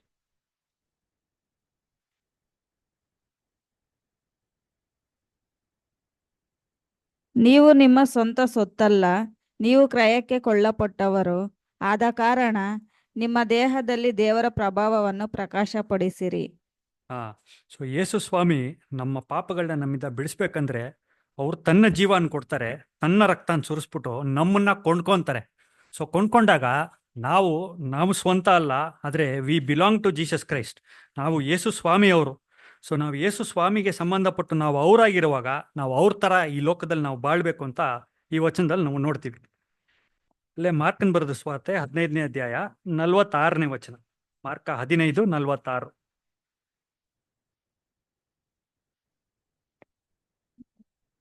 ಯೋಸೇಫನು ನಾರುಮಡಿಯನ್ನು ಕೊಂಡು ತಂದು ಆತನನ್ನು ಇಳಿಸಿದ ನಾರುಮಡಿಯಲ್ಲಿ ಸುತ್ತಿ ಬಂಡೆಯಲ್ಲಿ ತೋಡಿದ್ದ ಸಮಾಧಿಯಲ್ಲಿಟ್ಟು ಸಮಾಧಿಯ ಬಾಗಿಲಿಗೆ ಕಲ್ಲನ್ನು ಉರುಳಿಸಿದನು. ನೋಡಿ, ಈಗ ಯೋಸೆಫನ್ಗೆ ಧೈರ್ಯ ಬರುತ್ತೆ. ಆ ದೇಹನ ತಗೊಂಡು ಅದನ್ನ ಕ್ಲೀನಾಗಿ ತೊಳೆದ್ಬಿಟ್ಟು ನಾರುಮಡಿಯಲ್ಲಿ ಸುತ್ತಬಿಟ್ಟು ಆ ಒಂದು ಸಮಾಧಿನಲ್ಲಿ ಇಡೋದನ್ನ ನಾವು ನೋಡ್ತೀವಿ.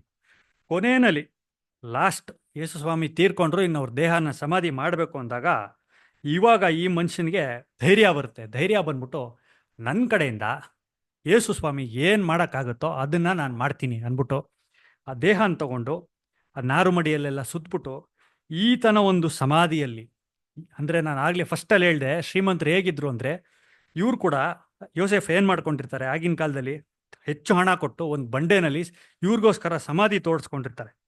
ಆ ಸಮಾಧಿನಲ್ಲಿ ಯೇಸು ಸ್ವಾಮಿಗೆ ಅಲ್ಲಿ ಸಮಾಧಿ ಮಾಡಿ ಇವ್ರ ದೇಹನ ಅಲ್ಲಿ ಇಡೋದನ್ನ ನಾವು ನೋಡ್ತೀವಿ.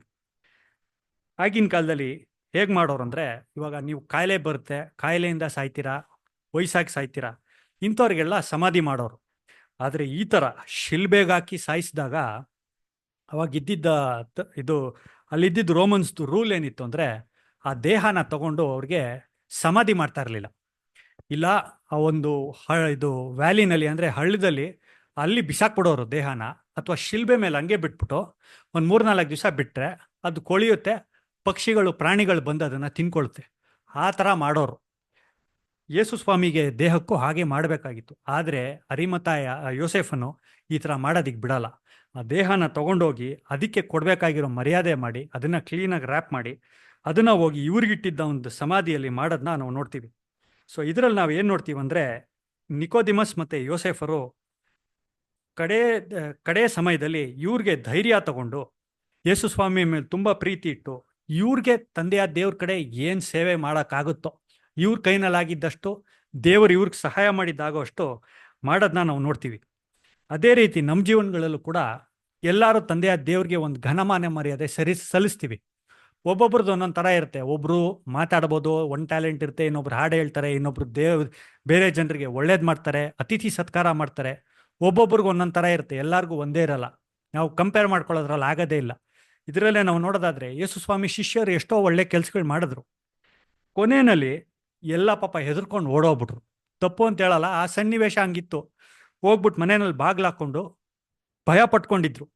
ಬಟ್ ಆ ಸಮಯದಲ್ಲಿ ತಂದೆಯಾದ ದೇವರು ಇನ್ನಿಬ್ಬರು ಮನಸ್ಸನ್ನ ಮುಟ್ಸಿದ್ರು. ನಿಕೋದಿಮಸ್ ಮತ್ತು ಯೋಸೆಫನ್ ಮನಸ್ಸನ್ನ ಮುಟ್ಸಿದ್ರು. ಅವ್ರು ಬಂದರು ಯೇಸು ಸ್ವಾಮಿನ ದೇಹನ ತಗೊಂಡು. ಆ ಸಮಯದಲ್ಲಿ ಅವ್ರಿಗೇನಾಗುತ್ತೋ ಆ ಒಂದು ಒಳ್ಳೆ ಕೆಲಸನ ಮಾಡಿ ಅವ್ರಿಗೆ ಒಂದು ಒಳ್ಳೆ ಸಮಾಧಿ ಕೊಡೋದನ್ನ ನಾವು ನೋಡ್ತೀವಿ. ಸೊ ಇವತ್ತು ಈ ಯೋಸೆಫನ್ ಕ್ಯಾರೆಕ್ಟ್ರಲ್ಲಿ ಒಳ್ಳೆ ಗುಣಲಕ್ಷಣಗಳು ಏನು ಇವ್ರದ್ದು ಅಂತ ನಾವು ನೋಡಿದ್ರೆ, ಈತನು ಶ್ರೀಮಂತನಾಗಿದ್ರು ಇವ್ರಿಗೆ ಒಂದು ನೀತಿವಂತರಾಗಿರೋದನ್ನ ನಾವು ನೋಡ್ತೀವಿ. ಈಗಿನ ಕಾಲದಲ್ಲಿ ದುಡ್ಡಿರೋರು ನಾನು ಆಗಲೇ ಹೇಳ್ದಂಗೆ ನೀತಿವಂತರಲ್ಲ.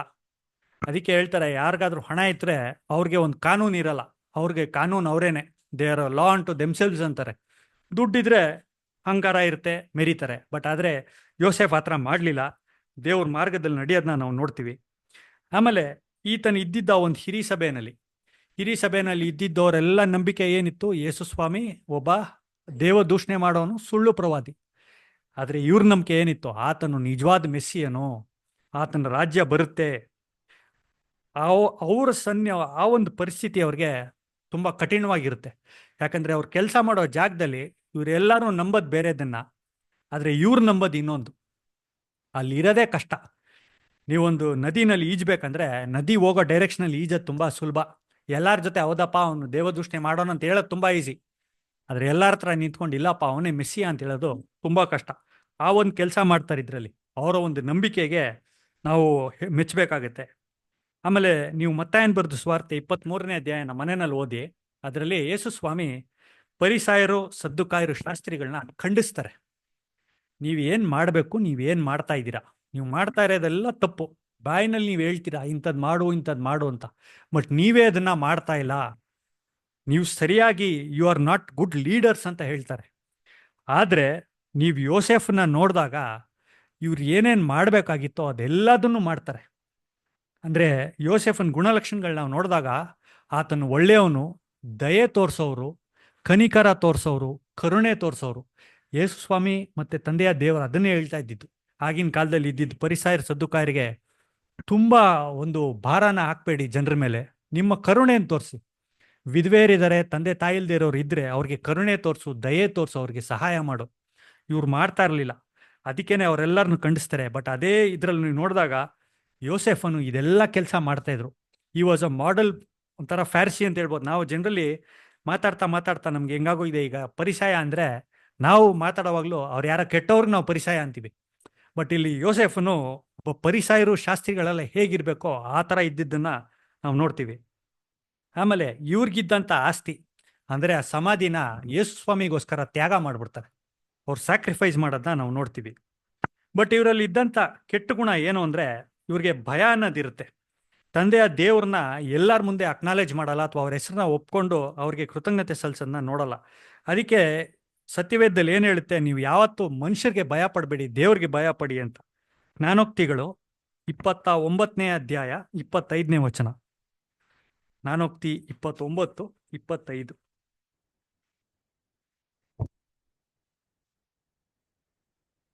ಮನುಷ್ಯನ ಭಯವು ಉರುಳು, ಯೆಹೋವನ ಭರವಸವು ಉದ್ಧಾರ.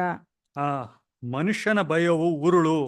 ನೀವು ಮನುಷ್ಯನಿಗೆ ಭಯ ಪಟ್ಕೊಂಡಿದ್ರೆ ನೀವು ಹೆಂಗಿದ್ರು ಮುಂದೆ ಬರಲ್ಲ, ನಿಮ್ಗೆ ಒಳ್ಳೇದಾಗಲ್ಲ. ಆದರೆ ತಂದೆಯ ದೇವ್ರಿಗೆ ಭಯ ಪಟ್ಕೊಂಡಿದ್ರೆ ನಿಮ್ಗೆ ಒಳ್ಳೇದಾಗುತ್ತೆ ಅಂತ ನಾವು ನೋಡ್ತೀವಿ. ಅದಕ್ಕೆ ಏನು ಹೇಳ್ತಾರೆ, ನಾವು ತಂದೆಯ ದೇವ್ರ ಬಗ್ಗೆ ಯಾವತ್ತಾದ್ರೂ ಒಂದ್ಸತಿ ಸಾಕ್ಷಿ ಹೇಳೋ ಅವಕಾಶ ಸಿಗುತ್ತೆ, ಅಥವಾ ಏನೋ ಒಂದು ಚಾನ್ಸ್ ಸಿಕ್ಕಿದಾಗ ಅವ್ರ ಹೆಸರನ್ನ ಹೇಳಿ ಇತರರಿಗೆ ಹೇಳಿ ಅವ್ರನ್ನ ಕೊಂಡಾಡಿ ಅಂತ ಹೇಳ್ತಾರೆ. ಸತ್ಯವೇದ ಕೂಡ ನಮ್ಗೆ ಅದನ್ನೇ ಹೇಳ್ತಾರೆ ಅಂತ ನಾವು ನೋಡ್ತೀವಿ. ಕೀರ್ತನೆಗಳು 107:2. ಕೀರ್ತನೆ 107:2.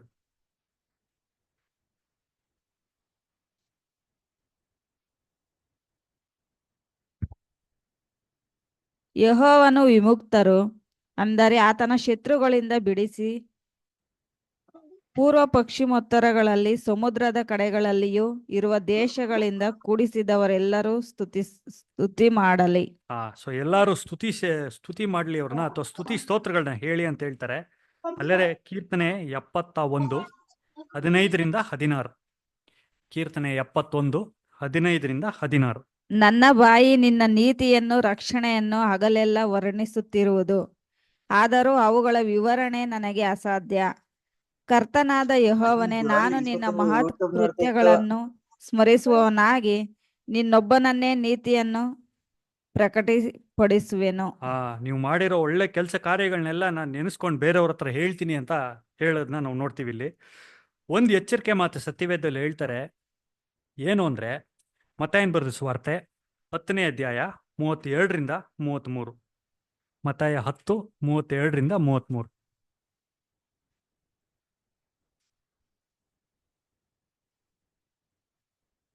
ಹಾಗಾದರೆ ಯಾವ ಮನುಷ್ಯರ ಮುಂದೆ ತಾನು ಯೇಸುವೆನೆಂಬ ಒಪ್ಪಿಕೊಳ್ಳುವನೋ, ನಾನು ಸಹ ಅವನನ್ನು ನನ್ನವನೆಂದು ಪರಲೋಕದಲ್ಲಿರುವ ನನ್ನ ತಂದೆಯ ಮುಂದೆ ಒಪ್ಪಿಕೊಳ್ಳುವೆನು. ಆದರೆ ಯಾವನು ಮನುಷ್ಯರ ಮುಂದೆ ತಾನು ಯೇಸುವಿನಲ್ಲವೆಂದು ಹೇಳುವನೋ, ಅವನನ್ನು ನಾನು ಸಹ ಪರಲೋಕದಲ್ಲಿರುವ ನನ್ನ ತಂದೆಯ ಮುಂದೆ ನನ್ನವನಲ್ಲವೆಂದು ಹೇಳುವೆನು. ನೋಡಿ, ಎಂತ ಒಳ್ಳೆ ಎಚ್ಚರಿಕೆ ಮಾತು ಕೊಡ್ತಾರೆ. ಬೇರೆಯವ್ರ ಮುಂದೆ ನಾವು ಹೋಗ್ಬಿಟ್ಟು ಯೇಸು ನನ್ನ ದೇವರು ಅಥವಾ ಇವರೇ ನನ್ನ ರಕ್ಷಕನು ಅಂತ ನಾನು ಹೇಳಿದ್ರೆ, ಅವರು ತಂದೆಯಾದ ದೇವ್ರ ಮುಂದೆ ಯೇಸು ಸ್ವಾಮಿ ಕೂಡ ಅದನ್ನೇ ಮಾಡ್ತಾರೆ. ಬಟ್ ನಾನು ಅದನ್ನ ಮಾಡಲ್ವೋ, ಯಾವ ಮನುಷ್ಯರು ಅದನ್ನ ಮಾಡಲ್ವೋ, ನಾನು ಕೂಡ ನನ್ನ ತಂದೆಯಾದ ದೇವ್ರ ಮುಂದೆ ಆ ಮಾತನ್ನ ಹೇಳಲ್ಲ ಅಂತ ಹೇಳ್ತಾರೆ. ಸೊ ನಾವು ಅವಕಾಶ ಸಿಕ್ತಾಗ್ಲಿಲ್ಲ ಯೇಸು ಕ್ರಿಸ್ತನನ್ನ ನಾವು ರಕ್ಷಕನೆಂದು ಅಂಗೀಕರಿಸಿ ಅವ್ರ ಹೆಸರನ್ನ ಹೇಳಬೇಕು ಅಂತ ನಾವು ನೋಡ್ತೀವಿ. ಕಡೆಯದಾಗಿ ಒಂದು ಇಂಪಾರ್ಟೆಂಟ್ ವಿಷಯ ನಾವೇನು ನೋಡ್ತೀವಿ ಅಂದರೆ, ಮತ್ತಾಯನ ಬರೆದ ಸುವಾರ್ತೆ 6ನೇ ಅಧ್ಯಾಯ 24ನೇ ವಚನ. ಮತ್ತಾಯ 6:24. ಯಾವನು ಇಬ್ಬರ ಯಾಜಕರಿಗೆ ಸೇವೆ ಮಾಡಲಾರನು, ಯಜಮಾನರಿಗೆ ಸೇವೆ ಮಾಡಲಾರನು. ಅವನು ಒಬ್ಬನನ್ನು ದ್ವೇಷಿಸಿ ಮತ್ತೊಬ್ಬನನ್ನು ಪ್ರೀತಿಸುವನು, ಇಲ್ಲವೇ ಒಬ್ಬನನ್ನು ಹೊಂದಿಕೊಂಡು ಮತ್ತೊಬ್ಬನನ್ನು ತಾತ್ಸಾರ ಮಾಡುವನು. ನೀವು ದೇವರನ್ನು ಧನವನ್ನು ಕೂಡ ಸೇವಿಸಲಾರಿರಿ. ನೋಡಿ, ಇಲ್ಲಿ ಕ್ಲೀನಾಗಿ ಹೇಳ್ಬಿಡ್ತಾರೆ, ಇಬ್ಬರು ಮಾಸ್ಟರ್ಸ್ಗೆ ನೀವು ಸರ್ವ್ ಮಾಡೋದಕ್ಕೆ ಆಗಲ್ಲ ಅಂತ, ಇಬ್ಬರು ಯಜಮಾನರಿಗೆ ನೀವು ಸೇವೆ ಮಾಡೋಕ್ಕಾಗಲ್ಲ ಅಂತ. ಯೋಸೆಫನ್ ಕೂಡ ಇಲ್ಲೇ ಸಿಕ್ಕಾಕೊಂತಾರೆ. ಈ ಕಡೆ ಪ್ರಪಂಚದಲ್ಲಿರೋ ಹಣ, ಧನ, ಮರ್ಯಾದೆ ಇದೆಲ್ಲ ಬಂದ್ಬಿಡುತ್ತೆ, ಆ ಕಡೆ ಯೇಸು ಸ್ವಾಮಿ ಬರುತ್ತೆ. ಎರಡನ್ನೂ ಒಟ್ಟಿಗೆ ಅವ್ರು ಮಾಡೋಕ್ಕಾಗಲ್ಲ. ಸೊ ನಮ್ಮ ಜೀವನದಲ್ಲಿ ಕೂಡ ನಾವು ಇದನ್ನ ಜ್ಞಾಪಕದಲ್ಲಿ ಇಟ್ಕೊಬೇಕು. ಹಣ, ಧನ ಇದನ್ನ ನಾವು ಸೇವೆ ಮಾಡೋದಕ್ಕಾಗಲ್ಲ. ತಂದೆಯ ದೇವ್ರು ಬೇಕು ಅಂದರೆ ಇದನ್ನ ನಾವು ಬಿಡಲೇಬೇಕು. ಅದಕ್ಕೆ ಯೇಸು ಸ್ವಾಮಿ ಹೇಳ್ತಾರೆ, ನನ್ನ ಹಿಂದೆ ಬರೋರು ನಿಮ್ಮನ್ನೇ ನೀವು ನಿರಾಕರಿಸ್ಕೊಂಡು ನೀವು ಇರೋದನ್ನೆಲ್ಲ ಬಿಟ್ಬಿಟ್ಟು ನನ್ನ ಹಿಂದೆ ನಿಮ್ಮ ಶಿಲ್ಬೆನ ತಗೊಂಡು ನನ್ನ ಹತ್ರ ಬನ್ನಿ ಅಂತ ಹೇಳೋದನ್ನ ನೋಡ್ತೀವಿ. ಸೊ ಇವತ್ತಿನ ದಿವಸದಲ್ಲಿ ಯೋಸೆಫನ್ ಬಗ್ಗೆ ನಾವು ಇದ್ದಂಥ ಒಳ್ಳೆ ಗುಣಲಕ್ಷಣಗಳು, ಕೆಟ್ಟ ಗುಣಲಕ್ಷಣಗಳನ್ನ ನಾವು ಧ್ಯಾನ ಮಾಡಿದ್ವಿ. ಈತನಲ್ಲಿ ಇದ್ದಂಥ ಒಳ್ಳೆ ಗುಣಲಕ್ಷಣಗಳನ್ನ ನಾವು ನಮ್ಮ ಜೀವನದಲ್ಲಿ ಅಳವಡಿಸ್ಕೊಂಡು ಅದ್ರ ಪ್ರಕಾರ ನಡೆಯೋಣ. ಆತನಿದ್ದಂಥ ಕೆಟ್ಟ ಗುಣಲಕ್ಷಣಗಳನ್ನ ನಾವೊಂದು ಎಚ್ಚರಿಕೆಯಾಗಿ ತಗೊಂಡು ನಮ್ಮ ಜೀವನದಲ್ಲಿ ಇದೇ ಥರ ಸನ್ನಿವೇಶಗಳು ಬಂದಾಗ ಅದನ್ನು ನಾವು ಮನಸ್ಸಲ್ಲಿ ಇಟ್ಕೊಂಡು ಈ ಮಾರ್ಗದಲ್ಲಿ ನಡಿದೆ ದೇವ್ರು ಕೊಟ್ಟಿರೋ ಎಚ್ಚರಿಕೆ ಮಾತುಗಳನ್ನ ನಾವು ಮನಸ್ಸಲ್ಲಿ ಇಟ್ಕೊಂಡು ಯೇಸು ಸ್ವಾಮಿ ಹಿಂದೆ ನಡೆಯೋ ಹಾಗೆ ದೇವರು ನಮ್ಮೆಲ್ಲರನ್ನು ಆಶೀರ್ವದಿಸಲಿ, ಈ ವಾಕ್ಯಗಳನ್ನ ಕೂಡ ಆಶೀರ್ವದಿಸಲಿ. ಆಮೇಲೆ thank you brother, thank you.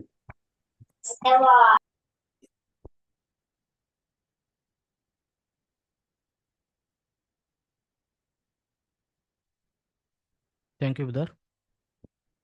ತಂದೆಯಾದ ದೇವರು ಸನ್ನಿ ಬ್ರದರ್ ಅವ್ರನ್ನ ನಮ್ಮ ಮಧ್ಯದಲ್ಲಿ ಕರೆತಂದು ಈಗಾಗಲೇ ನಾವು ಕೇಳಿರುವಂಥ ವಾಕ್ಯಗಳು, ಅರಿಮತ್ತಾಯನಾದ ಯೇಸುಯಪ್ಪನವರ ಬಗ್ಗೆ ಅನೇಕ ವಿಷಯಗಳನ್ನು ನಾವು ಸತ್ಯವೇದದ ಮುಖಾಂತರ ನಾವು ತಿಳ್ಕೊಂಡಿದ್ದೇವೆ.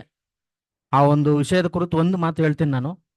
ಈ ಅರಿಮತ್ತಾಯನವರಾದ ಯೇಸುಯಪ್ಪನವರು 70 ಮಂದಿ ಮನುಷ್ಯರಲ್ಲಿ ಒಬ್ಬ ಘನವಂತನಾಗಿದ್ರೂ ಸಮೇತ ಅವರ ಆಲೋಚನೆ ಕೃತ್ಯಗಳಲ್ಲಿ ಭಾಗಿಯಾಗ್ತಿರ್ಲಿಲ್ಲಂತೆ. ನಾವು ವಾಕ್ಯ ಓದಿಸಿದ್ರಲ್ಲ, ಅವ್ರ ಜೊತೆಯಲ್ಲಿದ್ರೂ ಕೂಡ ಅವರ ಆಲೋಚನೆ ಮತ್ತು ಅವರ ಕೃತ್ಯಗಳಲ್ಲಿ ಇವ್ರಿಗೆ ಸಂಬಂಧಪಟ್ಟಿರ್ಲಿಲ್ಲ ಅಂತ ಕೂಡ ನಾವು ನೋಡಿದ್ವಿ. ಅದಕ್ಕೋಸ್ಕರ ಕೊನೆಗೆ ಗುಪ್ತವಾಗಿ ಇದ್ದಂತ ಅರಿಮತ್ತಾಯನಾದ ಯೋಸೆಫ್ನವರು ಯೇಸು ಕ್ರಿಸ್ತನು ಸತ್ತ ನಂತರ ಧೈರ್ಯ ಬಂದು ಮುಂದೆ ಬಂದು ತನಗಿದ್ದಂತ ಆಸ್ತಿಯಿಂದ ಏನ್ ಮಾಡ್ಕೊಂಡಿದ್ರು ಸಮಾಧಿನ, ಅದು ಯಾರಿಗೆ ಬಿಟ್ಕೊಡ್ತಾರೆ? ಯೇಸು ಕ್ರಿಸ್ತನಿಗೆ ಬಿಟ್ಕೊಡ್ತಾರೆ. ಅದೇ ವಾಕ್ಯದಲ್ಲಿ ಕೊನೆಯಲ್ಲಿ ನಾವು ಓದಿದ್ದು, ದೇವರನ್ನು ಧನವನ್ನು ಎರಡನ್ನೂ ನಾವು ಸೇವಿಸಕ್ಕೆ ಆಗೋದಿಲ್ಲ. ಅರಿಮತ್ತೆಯನವರಾದ ಏಸೇಫ್ನವರು ದೇವರ ವಿಷಯದಲ್ಲಿ ಅಷ್ಟೊಂದು ಶ್ರೀಮಂತನಾಗಿದ್ರೂ ಕೂಡ ತನ್ನಲ್ಲಿರುವಂತ ಗುಣಲಕ್ಷಣಗಳು ಎಲ್ಲ ಸರಿಪಡಿಸಿಕೊಂಡು ಒಂದು ಸಮಾಧಿಯನ್ನು ಕೂಡ ಯೇಸು ಕ್ರಿಸ್ತನವ್ರಿಗೆ ಬಿಟ್ಕೊಡುವುದನ್ನ ನೋಡ್ತೇವೆ. ಈಗಿರುವಂತ ನಾವು ಆ ಯೋಸೇಫ್ನವರು ದೇವರ ರಾಜ್ಯವನ್ನು ಎದುರು ನೋಡ್ತಿದ್ರು. ಈಗಾಗಲೇ ನಾವು ದೇವರ ರಾಜ್ಯ ಬಂದಿದೆಯಾ ಇಲ್ವಾ? ಬಂದಿದೆ. ನಾವು ಕೂಡ ದೇವರ ರಾಜ್ಯದಲ್ಲಿ ಇದ್ದವರಂತ ನಾವು ಆ ಒಂದು ಯೋಸೇಫನಿಗಿದ್ದಂತ ಒಳ್ಳೆ ಗುಣಲಕ್ಷಣಗಳನ್ನು ನಮ್ಮ ಜೀವಿತದಲ್ಲಿ ಅಳವಡಿಸಿಕೊಂಡು ನಮ್ಮ ಓಟವನ್ನ ಓಡುವ ಹಾಗೆ ವಾಕ್ಯಗಳ ಪ್ರಕಾರ ನಡೆಯೋಣ. ಹಾಗೆ ನಮ್ಮ ಮಧ್ಯದಲ್ಲಿ ತಂದೆಯಾದ ದೇವರು ಈ ದಿನ ಸನ್ನಿ ಬ್ರದರ್ ಅವ್ರನ್ನ ಕರೆತಂದು ಈ ವಾಕ್ಯಗಳನ್ನ ಕೊಟ್ಟಿದ್ದಕ್ಕಾಗಿ ಸಭೆಯ ಪರವಾಗಿ, ಸಭೆಯ ಎಲ್ಲರ ಪರವಾಗಿ ಅವರಿಗೆ ಕೃತಜ್ಞತೆಗಳನ್ನ ಸಲ್ಲಿಸೋರಾಗಿದ್ದೇವೆ.